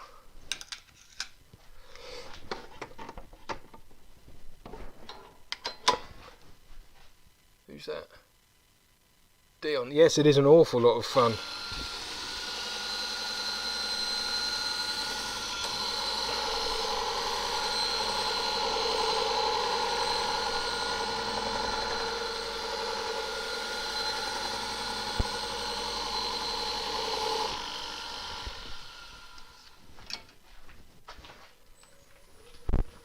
Okay.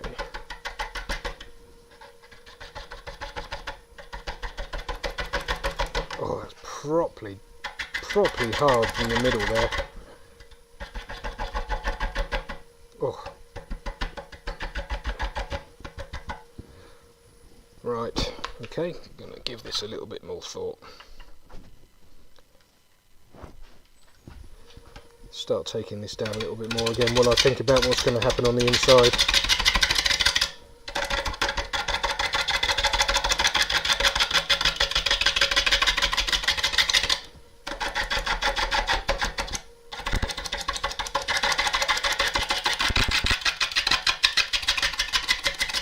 I think you might be able to see from the overhead camera there that, I'm going to say it again, that cutting edge is slicing the wood rather than chopping. It might sound like it's chopping, but it's not.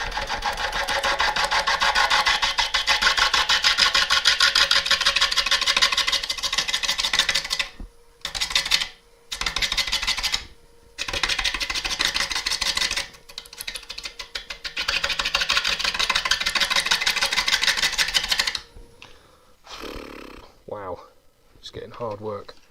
Now I'm going to pull the tailstock away. Rob CP, use a huge Forstner bit. No, that's cheating.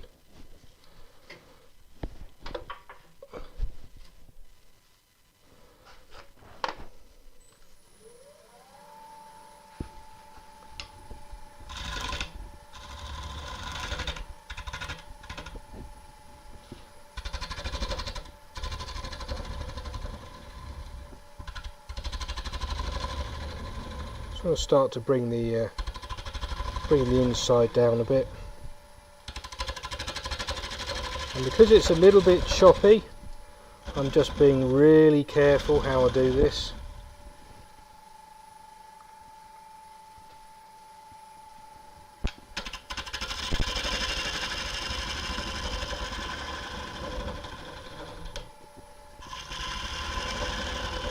Might take a little bit longer than I anticipated actually.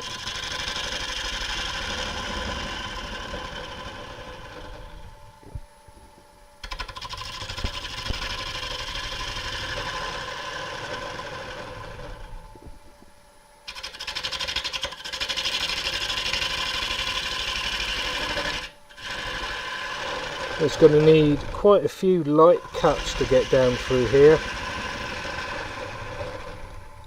But my technique for turning the inside is pretty much the same as it is for normal bowl turning. I've just got to be just a little bit more careful.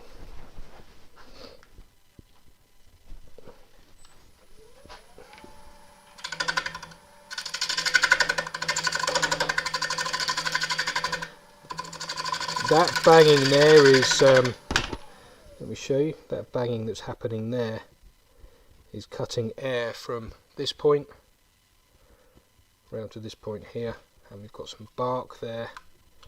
Actually, let's just get my very expensive chisel in just to remove that bark. See, if you remove the bark now, it'll save it flying around the workshop later, or worse still, hitting you.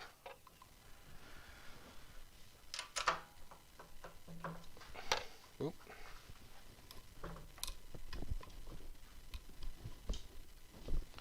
And I don't have any normal wood chisels, so a screwdriver's going to have to do.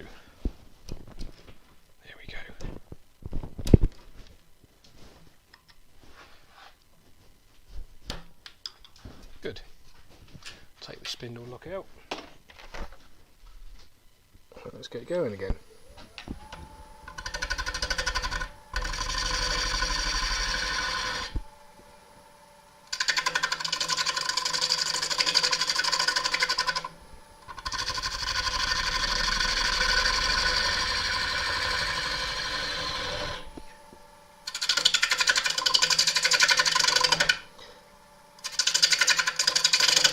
Lots of air being cut round there, so I'm being very careful. I'm not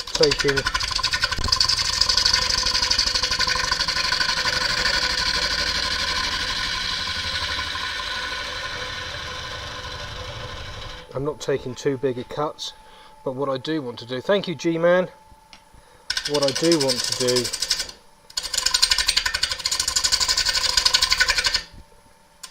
is work the outside of the bowl first and then work my way into the middle.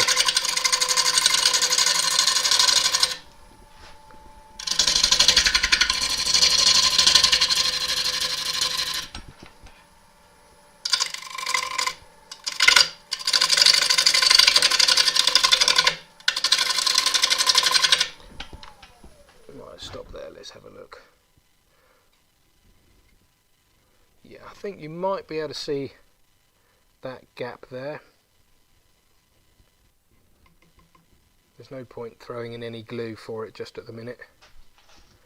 But I think that needs to come down. I think I need to bring the whole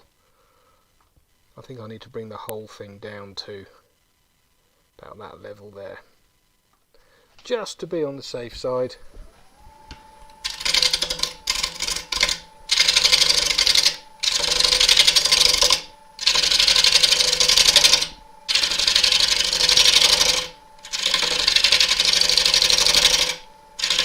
Now, although we've lost quite a lot of the wood, the piece is going to look better for it.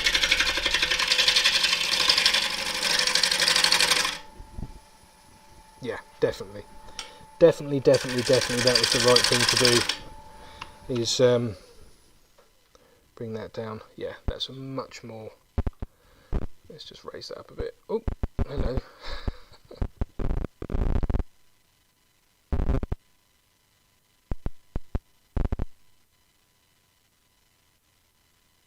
Having those two big sticky out bits there.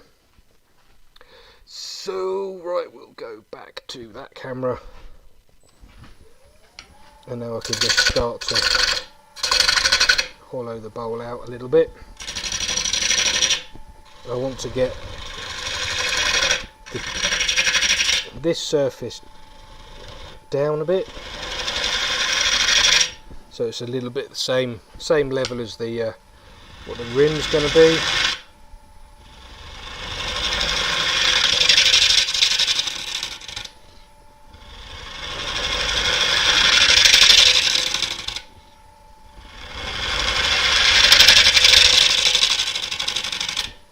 There we go. Right. Get the tourist in nice and close, and I'm going to start by taking the tailstock away properly.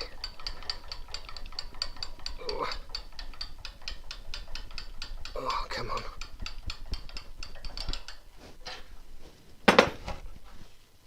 Okay.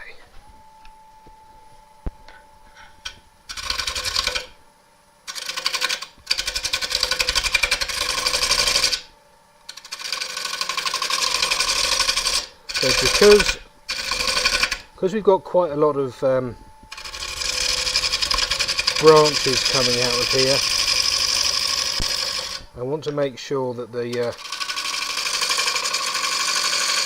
wall is reasonably thick.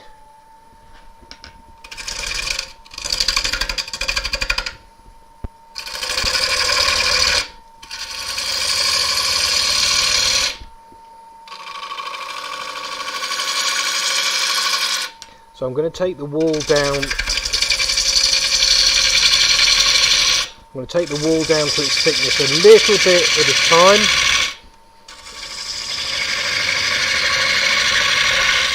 Don't, if you're a beginner, I would not recommend back hollowing like this, or like I was just then.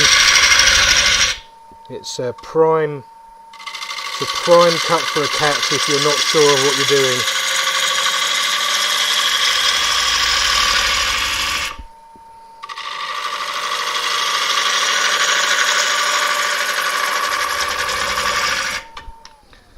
Stop there. Yeah, I think this is going to look quite good. It does look a little bit like a camel.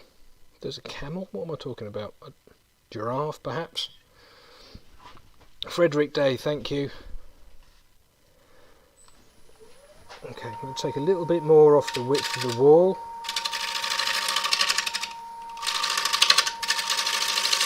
Very, very carefully.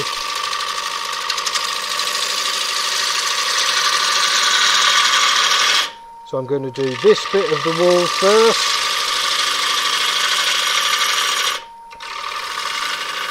So that's all I'm going to do for that bit of the wall to start with.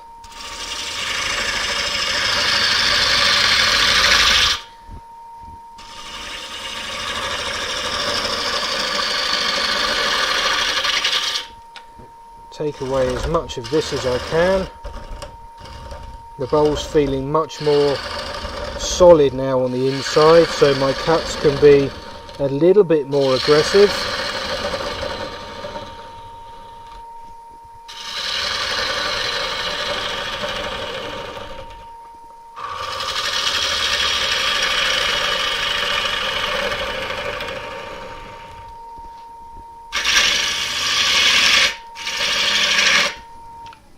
Let's have a look at that.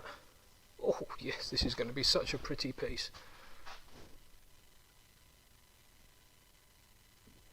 Sharpen the gouge again. Always keep your gouge as sharp as you possibly can. A sharp gouge is a safe gouge.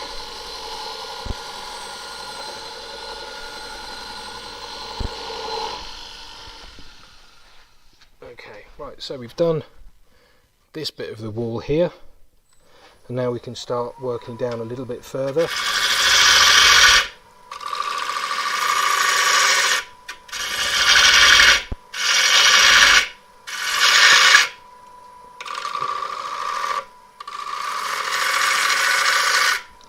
Just taking a little bit of the wall, just taking a little bit of material away each time as we go,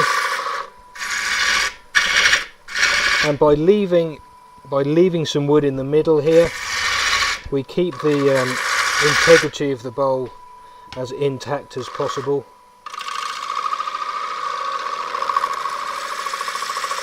Let's get rid of some more.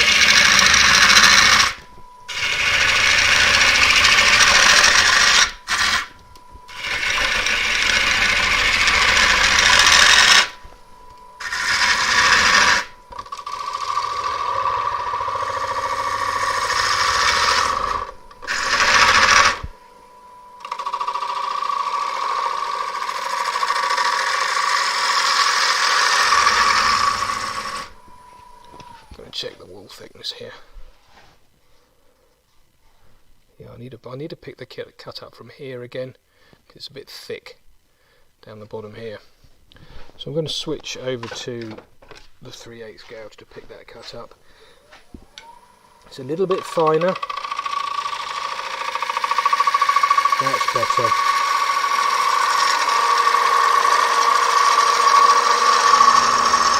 See, that gouge is being shaken around all over the place, but it did help me just get that cut in there. We're almost there.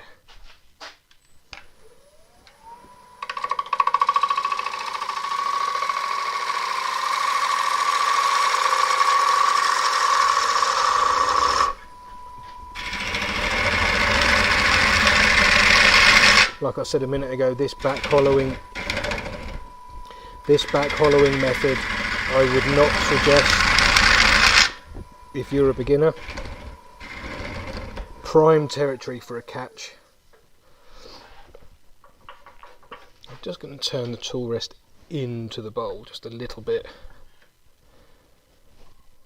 Give it a little spin.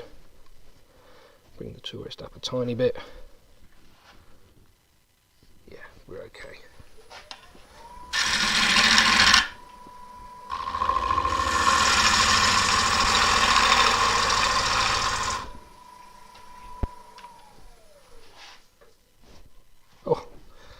Loads of depth left.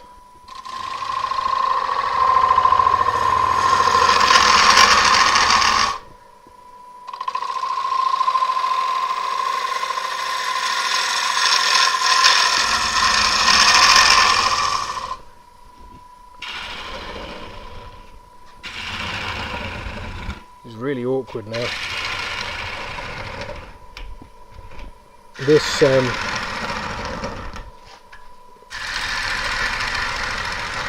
This is a 60-degree bevel, and in order to keep the bevel in contact with the wood all the way down, let me show you up here. As you can see, the handle's way over here,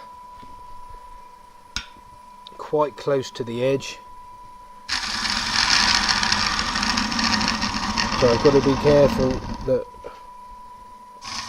I don't catch the edge with the gouge whilst I'm keeping the bevel in contact with the wood at the bottom.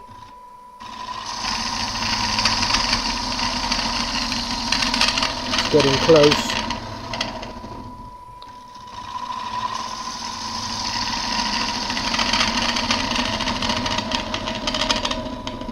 That will be alright. I think I've got one more cut left there.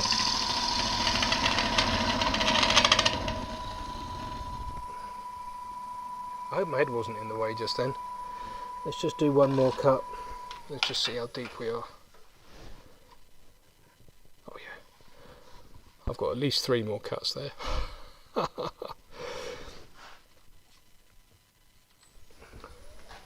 I've got one more cut, so I'm going to pick the cut up from over here.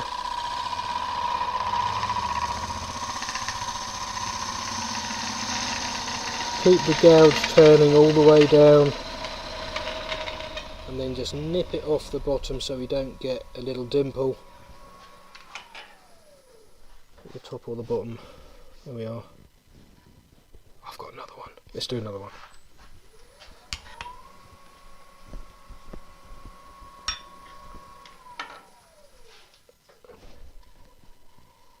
Yeah, wall's good thickness all the way down. A little bit thick on the bottom, so we'll take one more cut. So I'm going to pick the cut up from over here and blend that curve in just to make it a little bit deeper. I'm being careful not to catch the gouge on the rim of the bowl as we go down.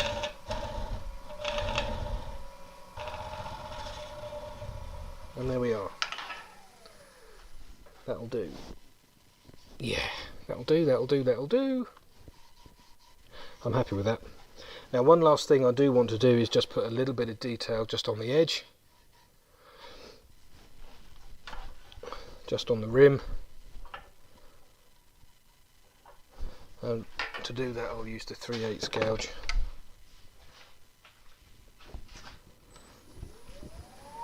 I'll put the little scallop on. If anybody's seen me turn a bowl recently, I've been putting sort of a little scallop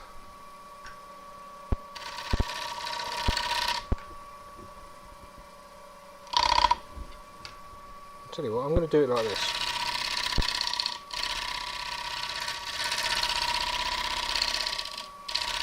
Again, you can see that the handle, top right of your screen, you can see the handle's a long way down, so the wood's being sliced, not chopped.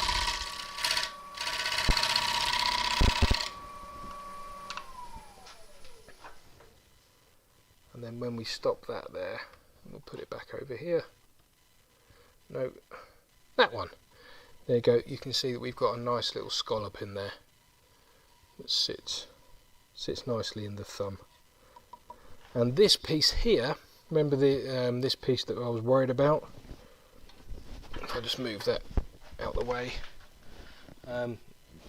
you can see that it is actually attached, but not very much. So I was very happy to discover that it is attached, and actually just giving it a little bit of a wobble, just like that, it's actually very firmly attached as well. So what I could do perhaps is just tease that bark off that's in there. There's a little bit of bark which could come off. So I think, that's probably about it. The walls feel good. The shape's nice. I'm happy with the shape. Could do with a little bit of refining when we sand it. The internet is a little bit wonky just at the moment.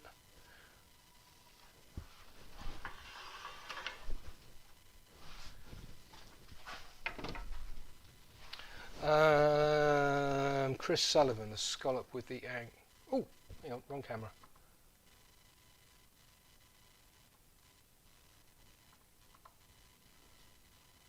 Can you see that, Chris? That scallop there.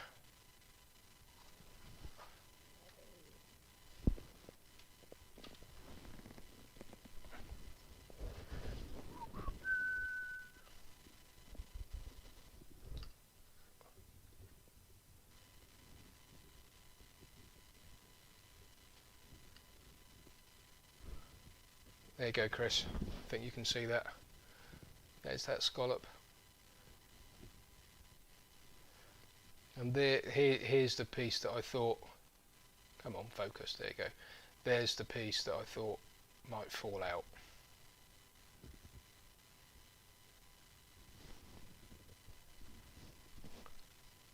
Yeah, there we go. Rob CP, what do you ever use for a depth gauge? Rob, I very rarely use a depth gauge. I stop the lathe and I feel the walls. You would have seen me. I was feeling the walls down just to make sure that they're kind of parallel all the way down, and then I just have a little feel along the bottom, and obviously I can see where my foot is, and because I'm on a tenon, I know that that foot is going to be pretty much straight across, and I just have a little feel, and if it feels nice, it is nice. Thank you, Shay. It is a gorgeous piece of wood, yeah. Now what you can do, as Emma's just talking about there, you can use a pencil as a depth gauge. I'll just show you what she's talking about there. If you place a ruler, let me just move that out there a little bit. Oh, if you place a ruler across the piece like that, and then just take a pencil and place it in the bottom, you can then just grab hold of it like that and then mark that. Look at that, hang on. You can then just look at that and go, oh yeah, that's 2 3/4 inches deep. So that's one way you can do it, or just over 70 millimeters deep by doing that method. Or another method you could do, let me just rearrange that camera again, is you could still use a ruler, but you could get a smaller ruler over the top of it and just measure it off like that if you want to. That also works quite well.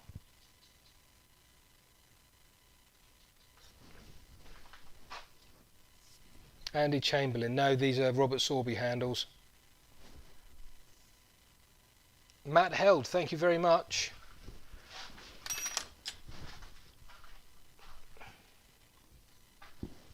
Mike Dench, thank you too.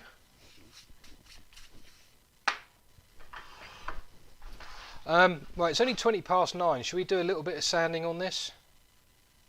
Should we do a little bit of sanding on it? Shall we? Say yes. Say yes. I want to sand this now. Roland Price, how are you going to remove the tenon? Magic, Roland. No, I will turn it round, and I'll probably use a vacuum chuck. And there's no stuff. There's no holes running through the bottom. Thank you, Stephen.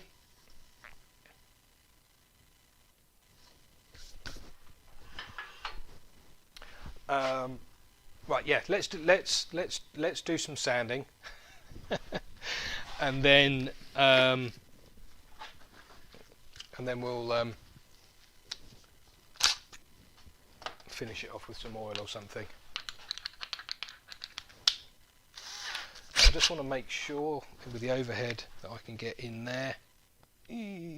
Just about. It's going to be a bit iffy, but right. Okay, mask on. So I'm going to use a 3-inch pad. In fact, I will be able to do quite a lot of this with the lathe running, but I'll describe what I'm doing as we go. Steve Robbins, do you do a lot of resin work? No, Steve, I don't do any resin work if I can help it. I'm not keen on it. It all looks very pretty and stuff, but it doesn't really float my boat, to be fair. I need to find the 3-inch pads now, or the 3-inch discs. They're in here somewhere. Oh, I know where they are. Hang on, they're over there. Sorry.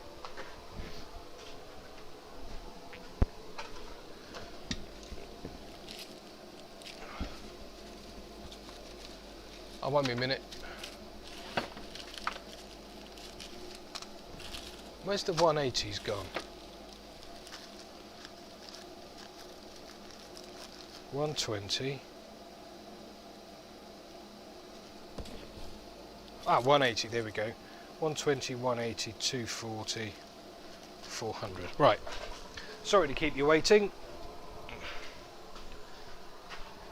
Adam J, thank you very much.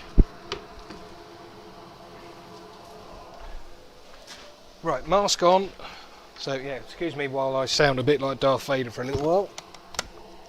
There we go. I'll find some glasses as well.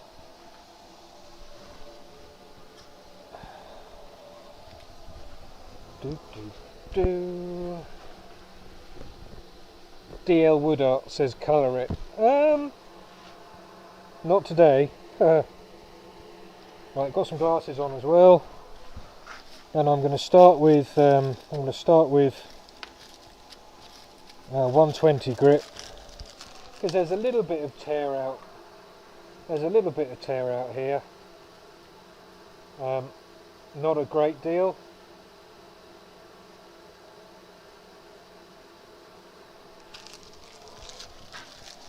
Is that? There we are. Oh, come on. Just trying to pick up a disc. There it is. Okay, right. The extractor's on, the air filter's on, my mask is on. Make sure you look after your lungs. We're going to put that disc on there.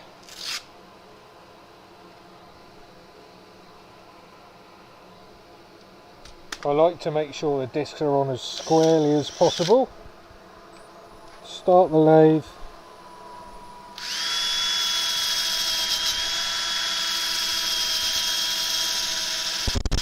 And I'm going to put a very light amount of pressure on here.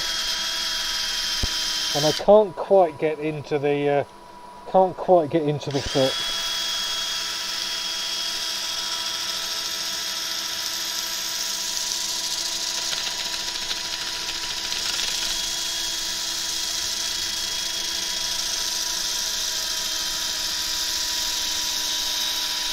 So where the bowl is solid, I can sand it as normal, but where the bowl starts to get gappy, I've got to be very careful. See, you can see it's getting bounced around a little bit there. That's when I'm going to stop the lathe and do these high spots by hand. Oops, hello again. Stop the lathe, find the spindle lock. Oops. Not switch the lathe on when the spindle locks are there. Gonna have to raise that up a bit.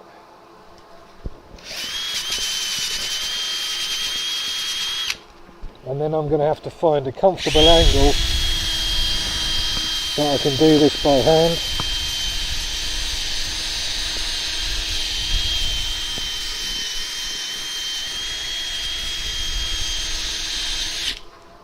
To make sure that we get all the tear out there, of course. A little bit round here as well. Spindle lock in.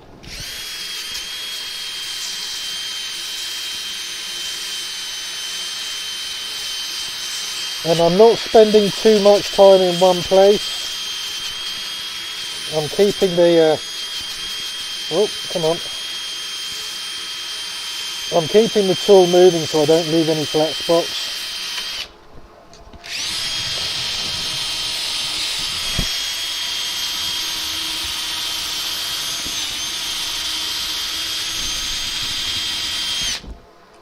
I don't like using these 3-inch discs. There's a little bit more around here that needs to come off.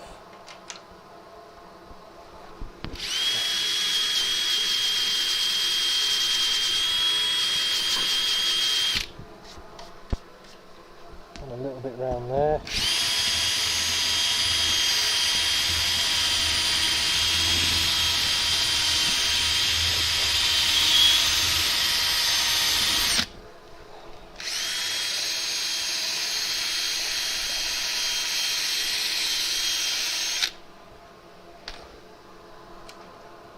give it a little turn around, see how we're looking. A little bit there.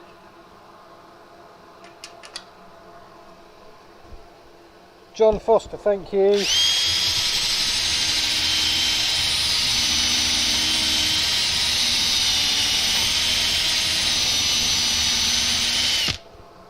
I put the wider camera on, you can see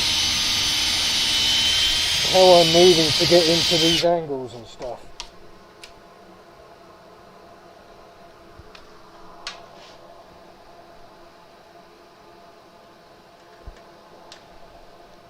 So use the other spindle lock.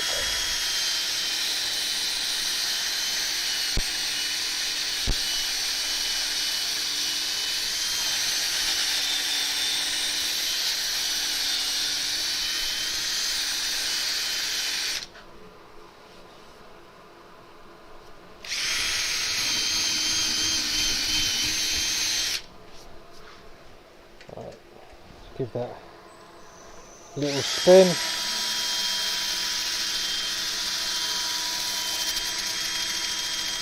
And now I can do the inside as well. I don't know where Phil is. Bear with me a second.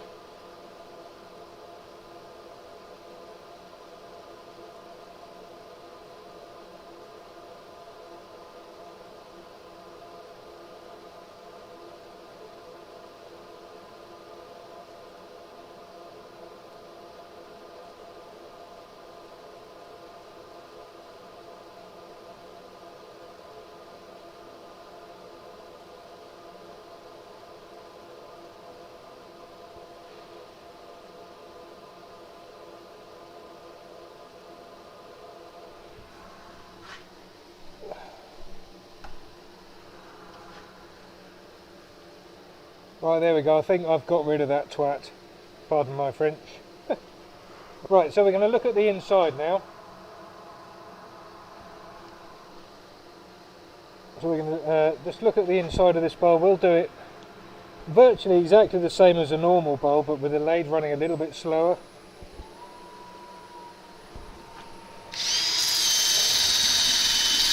Nice light touches. Remember, we've still got a few inclusions there.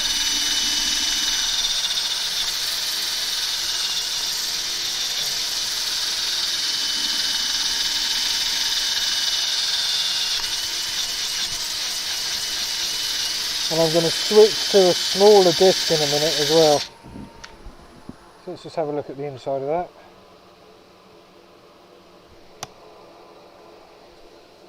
That's looking good.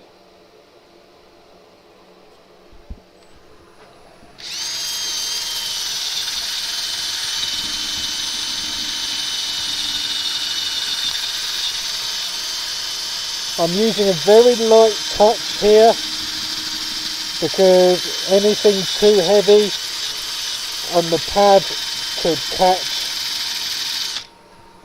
So a nice light touch.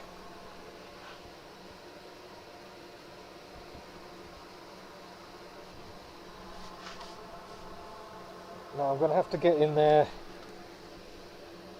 No, Stuart, sorry, it wasn't French. Now just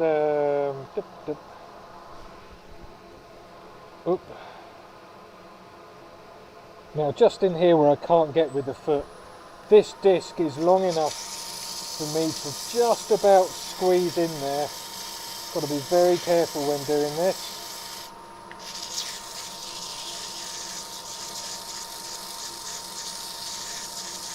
So you can see there my fingers are still away from the chuck.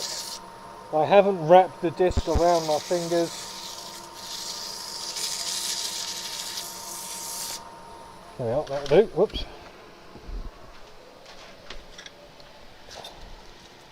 And now I'll change to a 180 disc.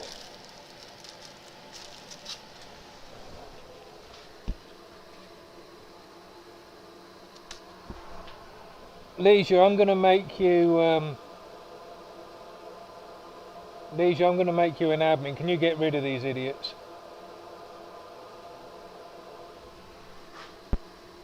Thank you.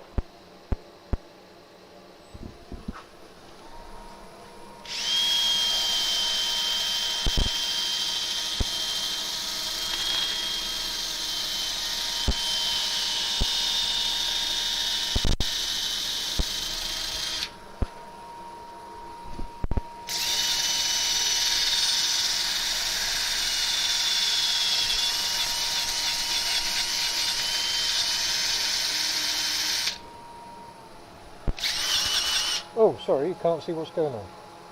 Alright, let's try that.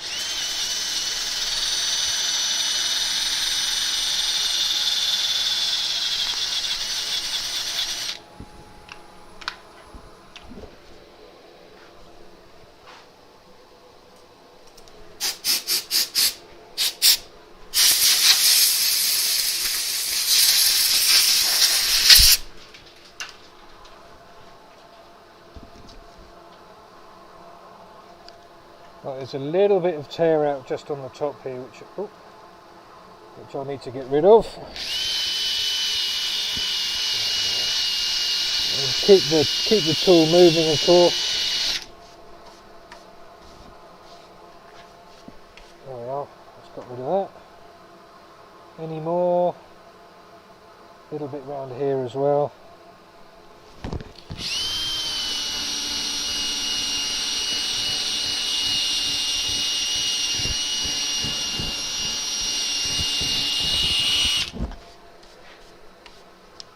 Good. A little bit there too. Yeah, you know, this is a natural, quite a natural wonky piece, so I'm not worried if the outside isn't perfect, or rather perfectly smooth. There's a few wormholes in there, but what I do definitely need to get rid of is any tear out. So that's what I'm being careful of now.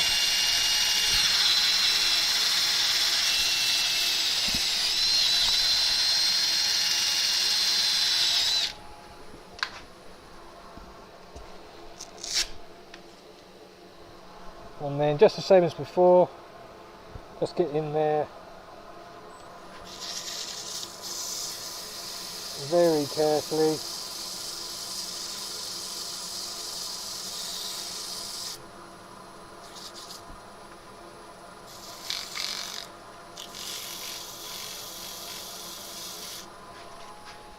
And then move down. I think I might stop at 240 grit on this, because it doesn't need to be super smooth. Being a natural piece, I'll explain why when I can take the mask off.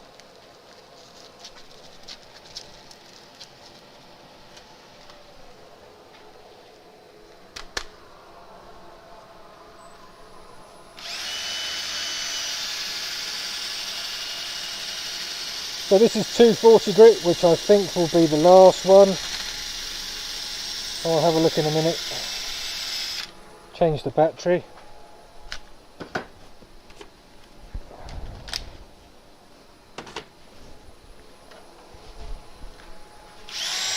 That's better.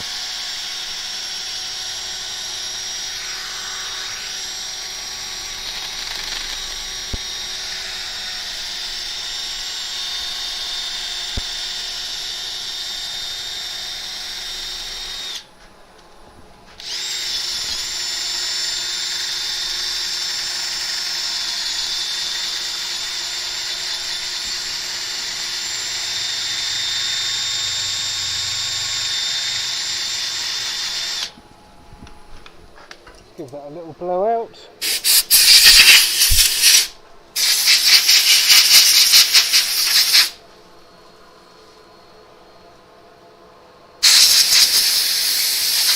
Yeah, I think that's good. Yeah, I think we're nearly there, folks.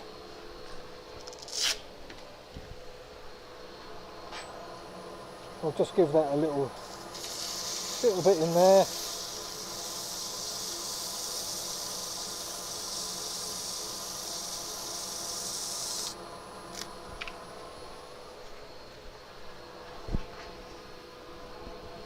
Let's have a look over the outside of it. Big wormhole there, which it's a big wormhole here.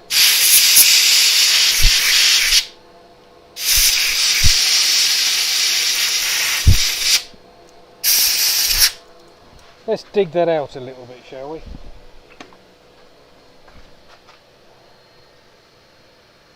What am I going to dig it out with? The screwdriver?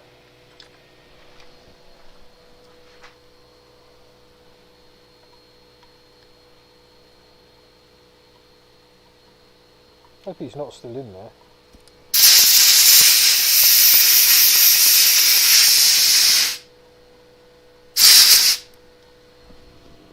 He hasn't come through to the other side.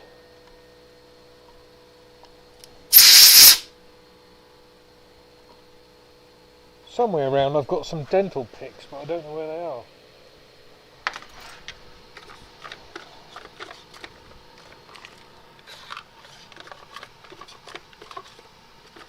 Where did I put them?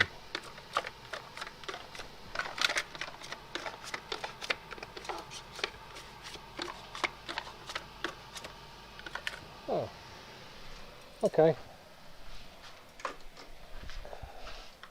I don't know where the dental picks are.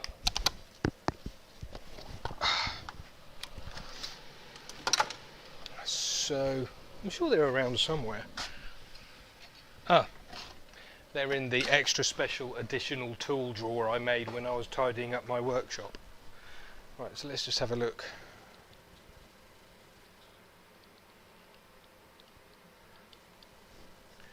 It's just here.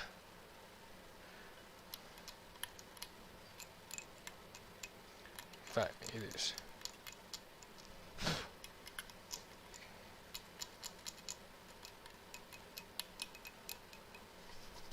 Is anybody else's teeth starting to cringe at this sound? No, I'm not going to do any more with that. Just give it a little blowout.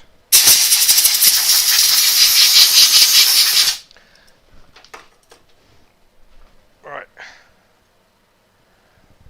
Yeah, sorry Emma, I don't like the dentist much either. Right, now we can put some oil on it. Oh no, we can't. I haven't sanded the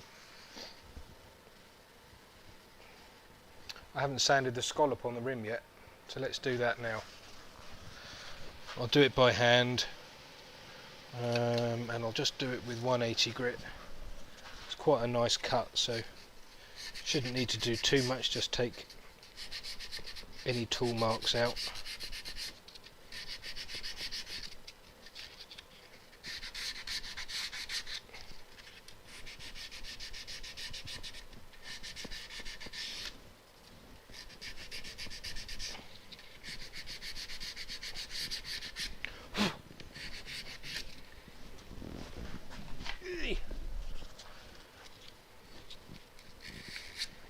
And then just take this sharp edge off as well.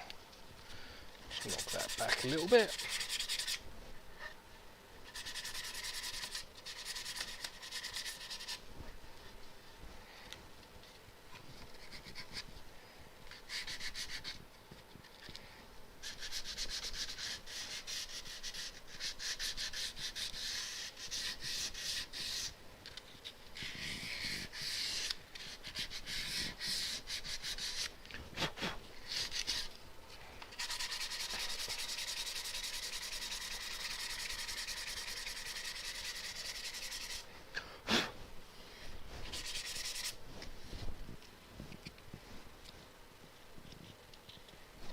And then finish it off with whatever the last grit was, 240. Nearly done, everybody.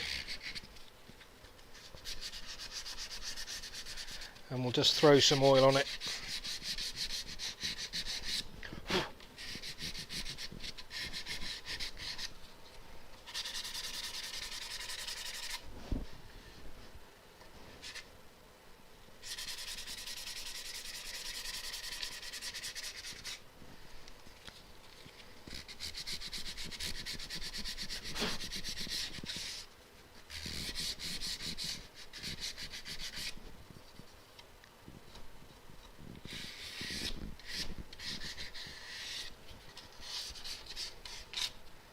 We've got a few little sharp bits up here, look.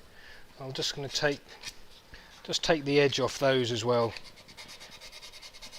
Let's give them a little sanding over so they're not going to do anybody any damage.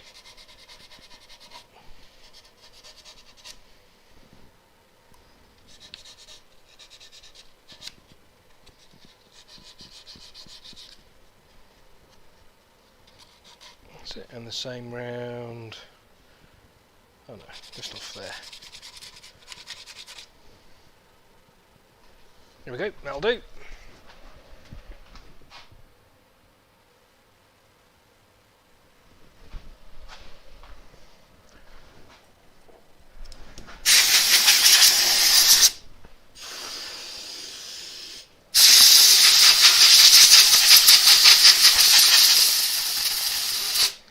Emma, you've got me worried now.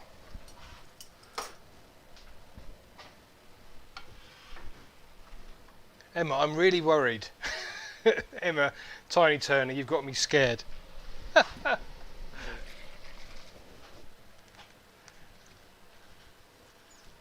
hope I haven't upset anybody. Right, I'm going to use Hampshire Sheen Food and Toy Safe Danish oil, of course, for this, and a few sheets of what's it called, kitchen towel. Change the camera, there we are, that one, and I'm just going to put a couple of coats on tonight, and then I'll put a couple more on tomorrow. Just slightly further out view, there you go. Gosh.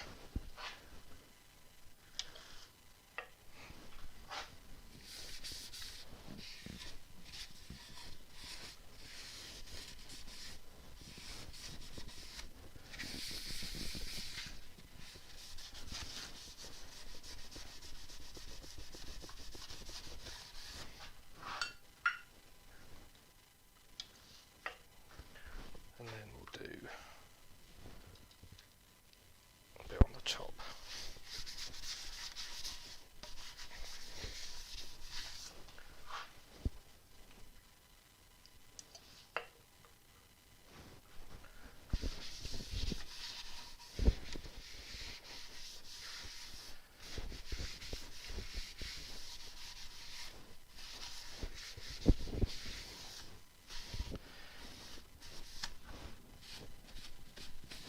Yeah, that looks good. I'm really happy with that. I'm going to get my fingers into the get my fingers right into those little gaps to make sure everywhere's got some oil on it.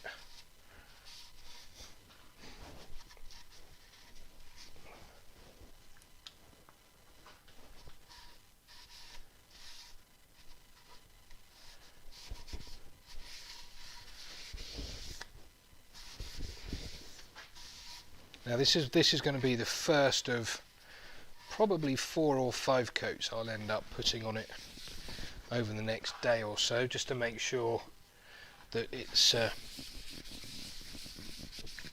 as well covered and protected as possible.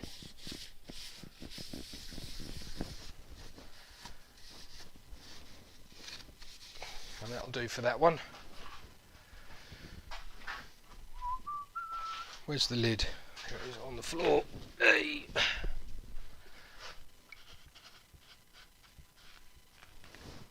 No colouring tonight, Matt held. Oh, right, okay. What I'll do is I'll take it off. I'll take it off the lathe. I'll leave it on the chuck because I want to put some oil on it again later, or maybe tomorrow.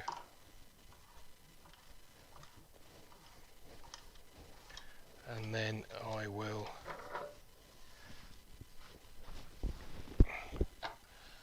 oh no, I can't put it I won't put it on there, that's not quite safe enough. That's got magnets on it. And then if I do that, is it that one?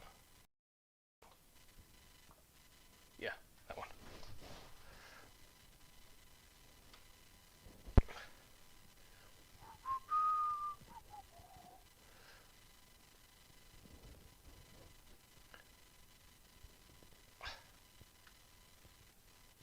Eek.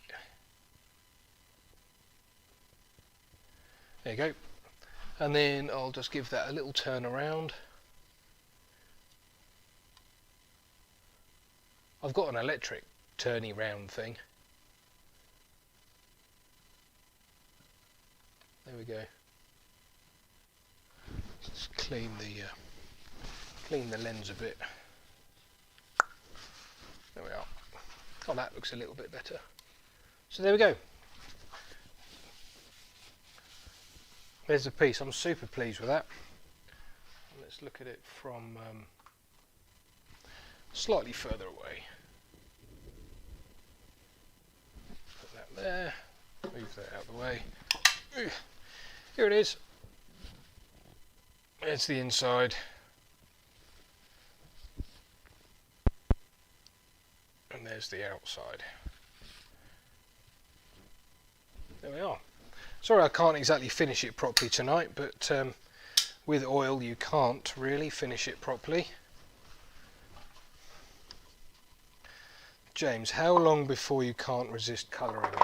You know what, James, that's one of the reasons I put an oil finish on, because I can sand it off and add colour later. John Foster, do you expect it to move much? Yeah, I expect it'll move a bit. I expect it'll move a reasonable amount over time, because that's what wood does.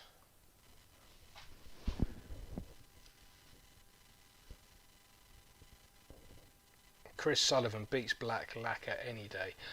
It does, but I wouldn't. Tiny Turner, thank you very much for not colouring. Oh, Emma, you're too kind. No, thanks, Emma, I appreciate that. There was no danger of this piece being coloured. There's as I keep saying in all my demos, or the majority of my demos, there's a time and a place to colour, and every piece needs to be considered before you put any colour on it. And just to throw a spanner in the works, I didn't colour this, and I don't think I would have done anyway.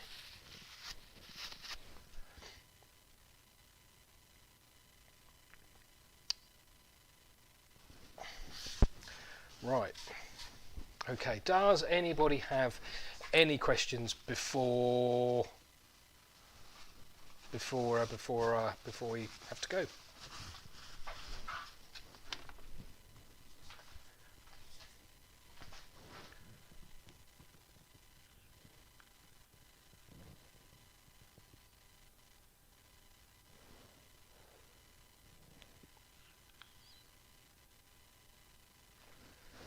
Thank you very much, Ted. Phil C, thank you very much indeed. There's loads of natural colour in there. I really had, obviously nobody had any idea on what this piece would look like on the inside. Let's move that back down there. There we go. Nobody had any idea what that was going to look like, so I'm chuffed to bits with it. Oh, gentle, yeah. I think Martin Gentleturn in Germany's just spotted a face in there. Yeah, I can see a face. There's a smiley bit there, and a nose, and an eye, and another eye.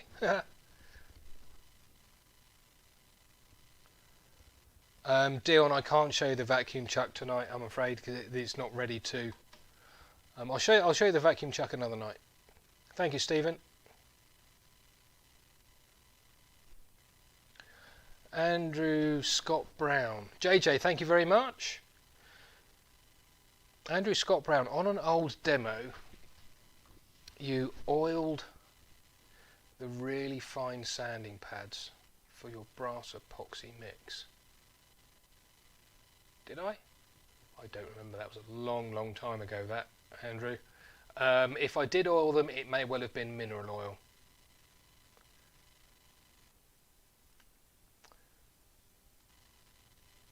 Paul Straker, no sanding sealer when just using oil. Thank you, Leisure. No, if you're going to be using anything that's going to come into contact with food, the best thing you can do is keep the finish as simple as possible. So in this case, the simplest finish is just an oil. I wouldn't worry about putting a wax on something like this for reasons that are too long to go into now, but basically I don't wax natural edge pieces. They look better matte, flat.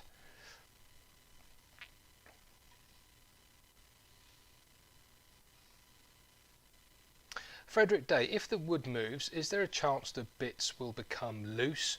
Would you super glue before oiling?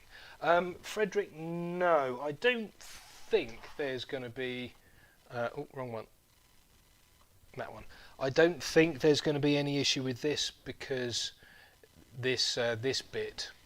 Oh, you can't see it. This bit is actually attached. In fact, it's attached all the way around. So I'm not going to worry that it might move. David Gregory, thank you. Darren Spurgeon, wonderful. Thank you very much, Darren. After applying oil, I've got bumps. Do I have to cut it back? Darren, yeah, good idea. Good idea. Just really lightly cut it back. Either with, make sure it's dry and properly cured first. Either with I can't find it. I had it earlier on. Either with a Niweb pad or a grey 3M non-abrasive pad. It's around somewhere. I might have swept it up. Or very lightly with 400 grit paper. And after the oil is dry and you've cut it and you've sanded it really, really lightly back just to lose those lumps or the not bubbles, but the texture that you've got, just give the piece a wipe over with some white spirit. A gentle turn. How much does the wood weigh before and after? No idea. Ron Kisco, you're very welcome. James, cheers mate, thank you very much. Gary Potter, thank you too. Vicky Louise, thank you. And I'm glad you've had another enjoyable lockdown evening. Pat Harris, are all Danish oils food safe, and what makes them food safe? Pat Harris, that's a really, really good question. In a nutshell, food safety is all about the movement of metals. In a nutshell, and it's all to do with how much metal particles are left on a piece after it's been applied and cured. But there's a whole load of other stuff as well, and I believe it's to do with the environment in which it's made and all sorts of other stuff. But basically, if it doesn't say food safe on the tin, don't use it for food contact items. It's a legal thing to do with liability. I'm not going to go into it now. We'll need to have a conversation about it at some other time. But basically, if you put a finish on a piece that you say is, say, a salad bowl, and it doesn't say food safe on the tin, somebody falls ill and it is traced back to the finish that you used, you are liable personally because you applied that finish. If, however, it says food safe on the tin, such as the Hampshire Sheen Food and Toy Safe Danish Oil, if you use that and somebody falls ill and it's traced back to the finish that you put on, the buck essentially misses you and passes to me, which I then pass on to the people who make this for me. So basically, if it doesn't say food safe on the tin, don't risk your livelihood or your house on it. Matt Held, not related to tonight's turning, but I basically answered yes to all the questions on the Turn It Sand It t-shirt.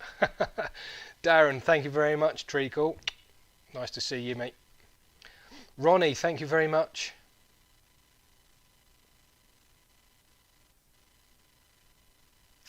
Dave Shorten, is there a reason you don't put Danish oil in a sauce bottle like you do with a sealer?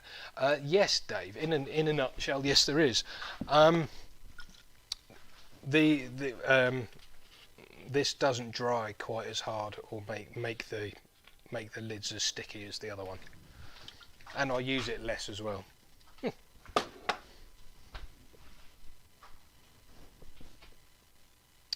Richard Chester, you're very welcome. Thank you for watching. Douglas Mungham, thank you. Alison, hi Alison. You're very welcome. Say hi to Nigel for me. Oh, he's there. Over a long walk. Yeah. Thank you, Alison. Design and make. What's my favourite wood to turn? My favourite woods to turn would be sycamore and maple, closely followed by ash, I would think. Air-dried ash, not kiln-dried. But I like burwood. This was nice to turn. Natural edge stuff. My favourite wood is the wood I've got on the lathe at the moment. There you go. How's about that?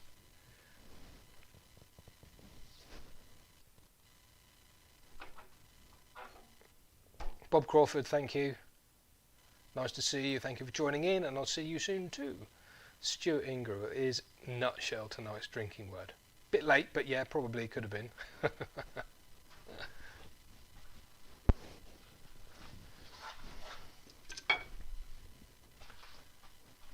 Thank you, David Flanagan.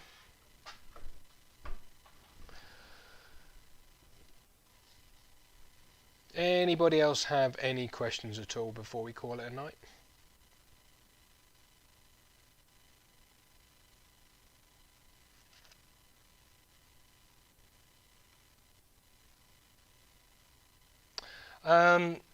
Robert Dresselbuder. I dare say it is, but it does depend on the grade of beeswax, carnauba wax and mineral oil you are using. There are many different grades of beeswax, carnauba wax and mineral oil, so just please err on the side of caution. Colin Cunningham, hello. Long time no see. I hope you're well. All's good here. Rob CP, you're very welcome. Mary Alice Burke, hello. We kind of met the other night when on Jeff Hornung's Morocco Blue demonstration. I hope you're well.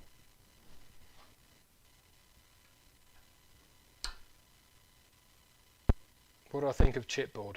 It's good for walls. Scott Hampton, will I be doing any more live demos? Scott, I've been live virtually every week since the middle of March. And there will be, from now on, there'll be maybe 2 a month, something like that. I would imagine it'll be 2 a month.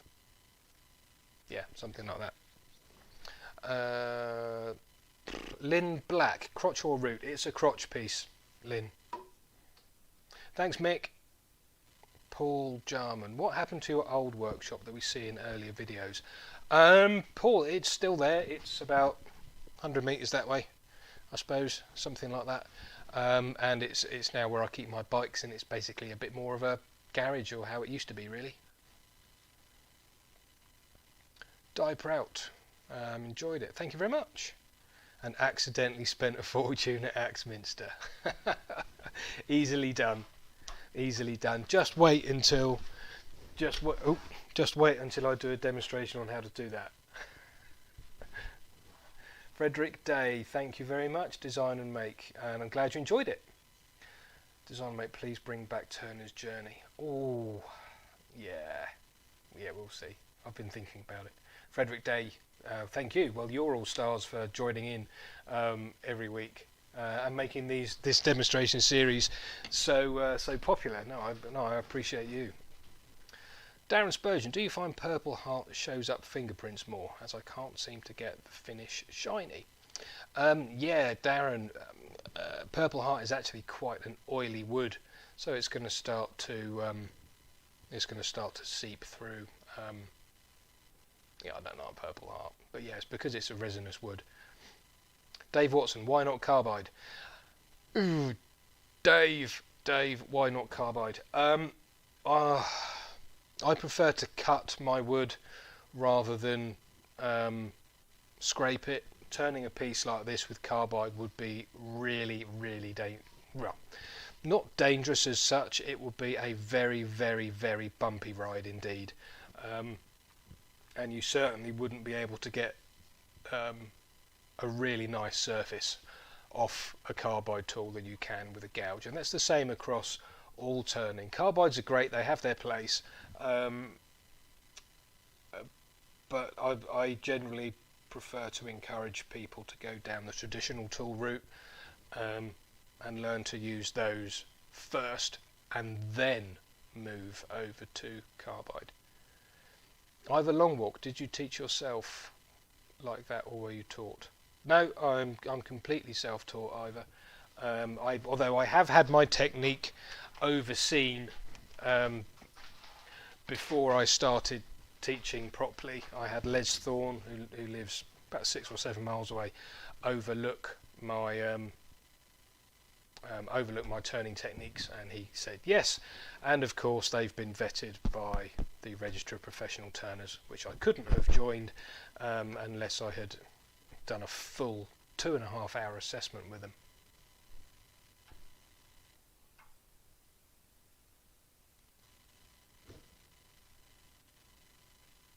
Peter Fuller, thank you very much. Sunny Lincolnshire. Yeah, it's been sunny down here too. Altan, thank you very much. Glenn Crandall, good to see you, sir. Thank you very much indeed to you too. Brent Beecroft, hi mate.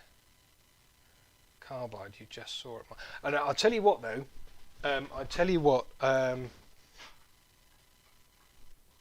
Oh, Scott Hampton. No, the larger tins of embellishing wax I discontinued at various stages through the first quarter of this year. They're now just in the smaller tins.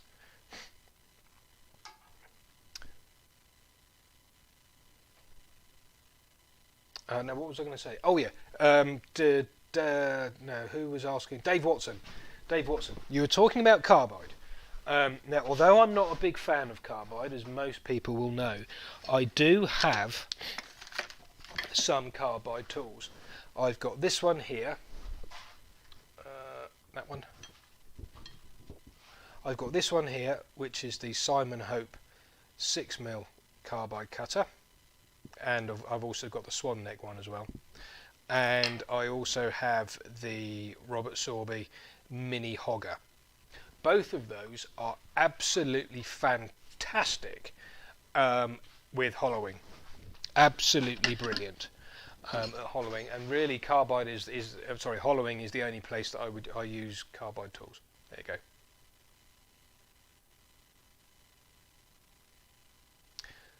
Nikos, looks like olive. Oh, I've actually got a dead olive tree just over there. If I remember, I'll take a picture and post it up on Facebook and Instagram tomorrow.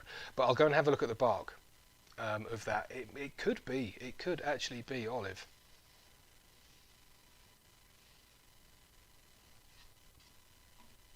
Right, anybody have any questions?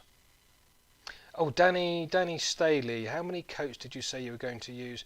I'll probably put 2, maybe 3 coats. No, maybe 4 coats of oil on this. I'll put 1 more on before I go home, and then 2 tomorrow, and then I'll probably take the tenon off the day after that, which will be Friday. Nice to see you too, Nikos. Rich, there's a lot of new names here. There's a lot of new names popping up in the chat which I'm not familiar with, and which is really nice to see. Did it smell like olives? Actually, let's just have a little whiff of the shavings.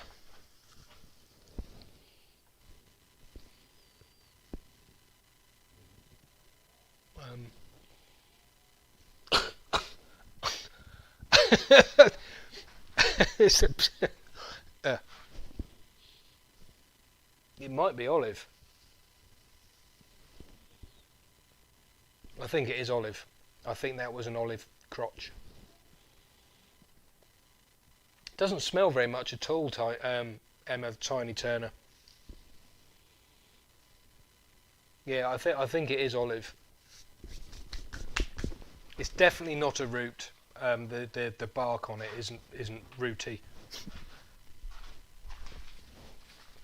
Let's just get rid of that olive I've just snorted. Hang on.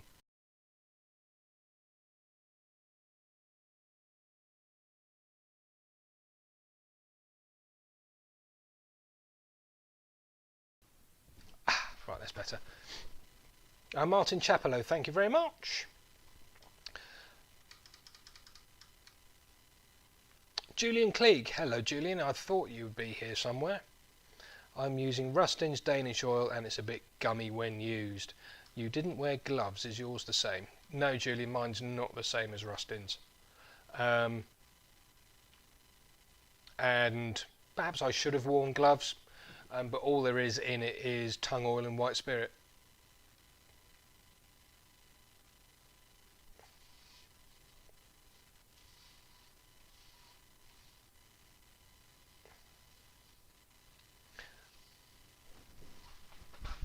Right, last couple of questions and then I'm going to head home. Don't forget, if there are any beginners here, if you are just getting started in wood turning, if you head over to my website at msabansmith.com, you can book yourself onto a free guided tour of the 6 tools in a woodturner's standard box, and that's on Thursday evening at 7 o'clock over on Zoom. You do need to book a place on that, and you can do so on my website.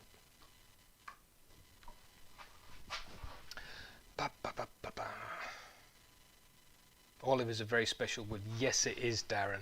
Darren, if you are interested in some olive wood, if you go to olivewoodturning.co.uk, I think it is. The guy's at Neil, his name is. He's up in Lancashire. All he does is sell olive wood.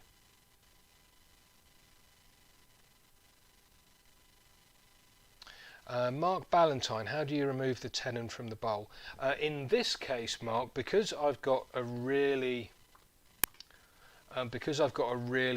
wonky edge, I can't use my normal coal jaws, which are up there. So I'm going to have to reverse mount this on a thingy, on a vacuum chuck, that basically sucks the piece onto the lathe, and then I can turn the tenon off. But I'll have to do that another night. Scott, no Zoom tonight, I'm afraid. It's too late. Is it? Should we go to Zoom, everybody? Anybody want to head over to Zoom? Matt Held, you signed up for the beginner course, as I haven't turned a bowl in years. Matt, it's not a course. It is just purely looking at the 6 tools. That's all. Just looking at the 6 tools and the very, very, very basics. The very basics of what those tools do. There is a bowl, put my teeth in. There is a detailed bowl lesson, demonstration the week after.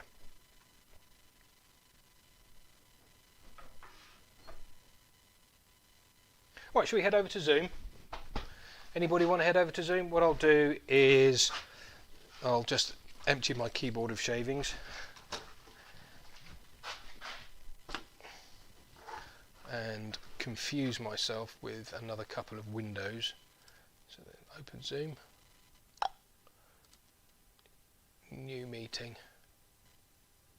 Bear with me a sec, folks. We'll do that.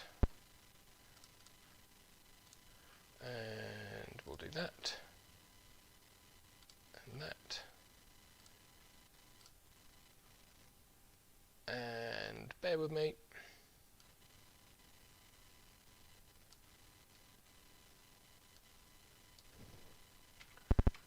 We'll do that.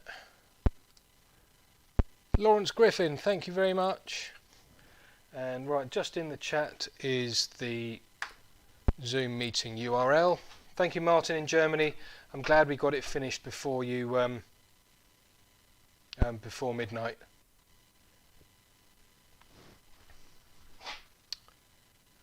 And right, so yeah, there's the link. I'll be over in Zoom very shortly for you. But I want to say a big thank you to everybody who's joined in, joining the meeting this evening or joining the demonstration. I hope you've enjoyed it. Thank you for your comments, your input, your banter. Lawrence Griffin, thank you very much. Yes, your banter, your comments, your super chats, you're all great. And I'm very glad we got through this without any kind of a catch. Not sure what's going to be happening next week. Not sure what's going to be happening next week, but we'll see. Do join the mailing list on my website at www.msabansmith.com, and I can keep in touch with you about all the things, because there are some very exciting things that are coming very soon. So thank you very much indeed for watching. I'll look forward to seeing you all again soon. Bye for now. Oh, let me just end that.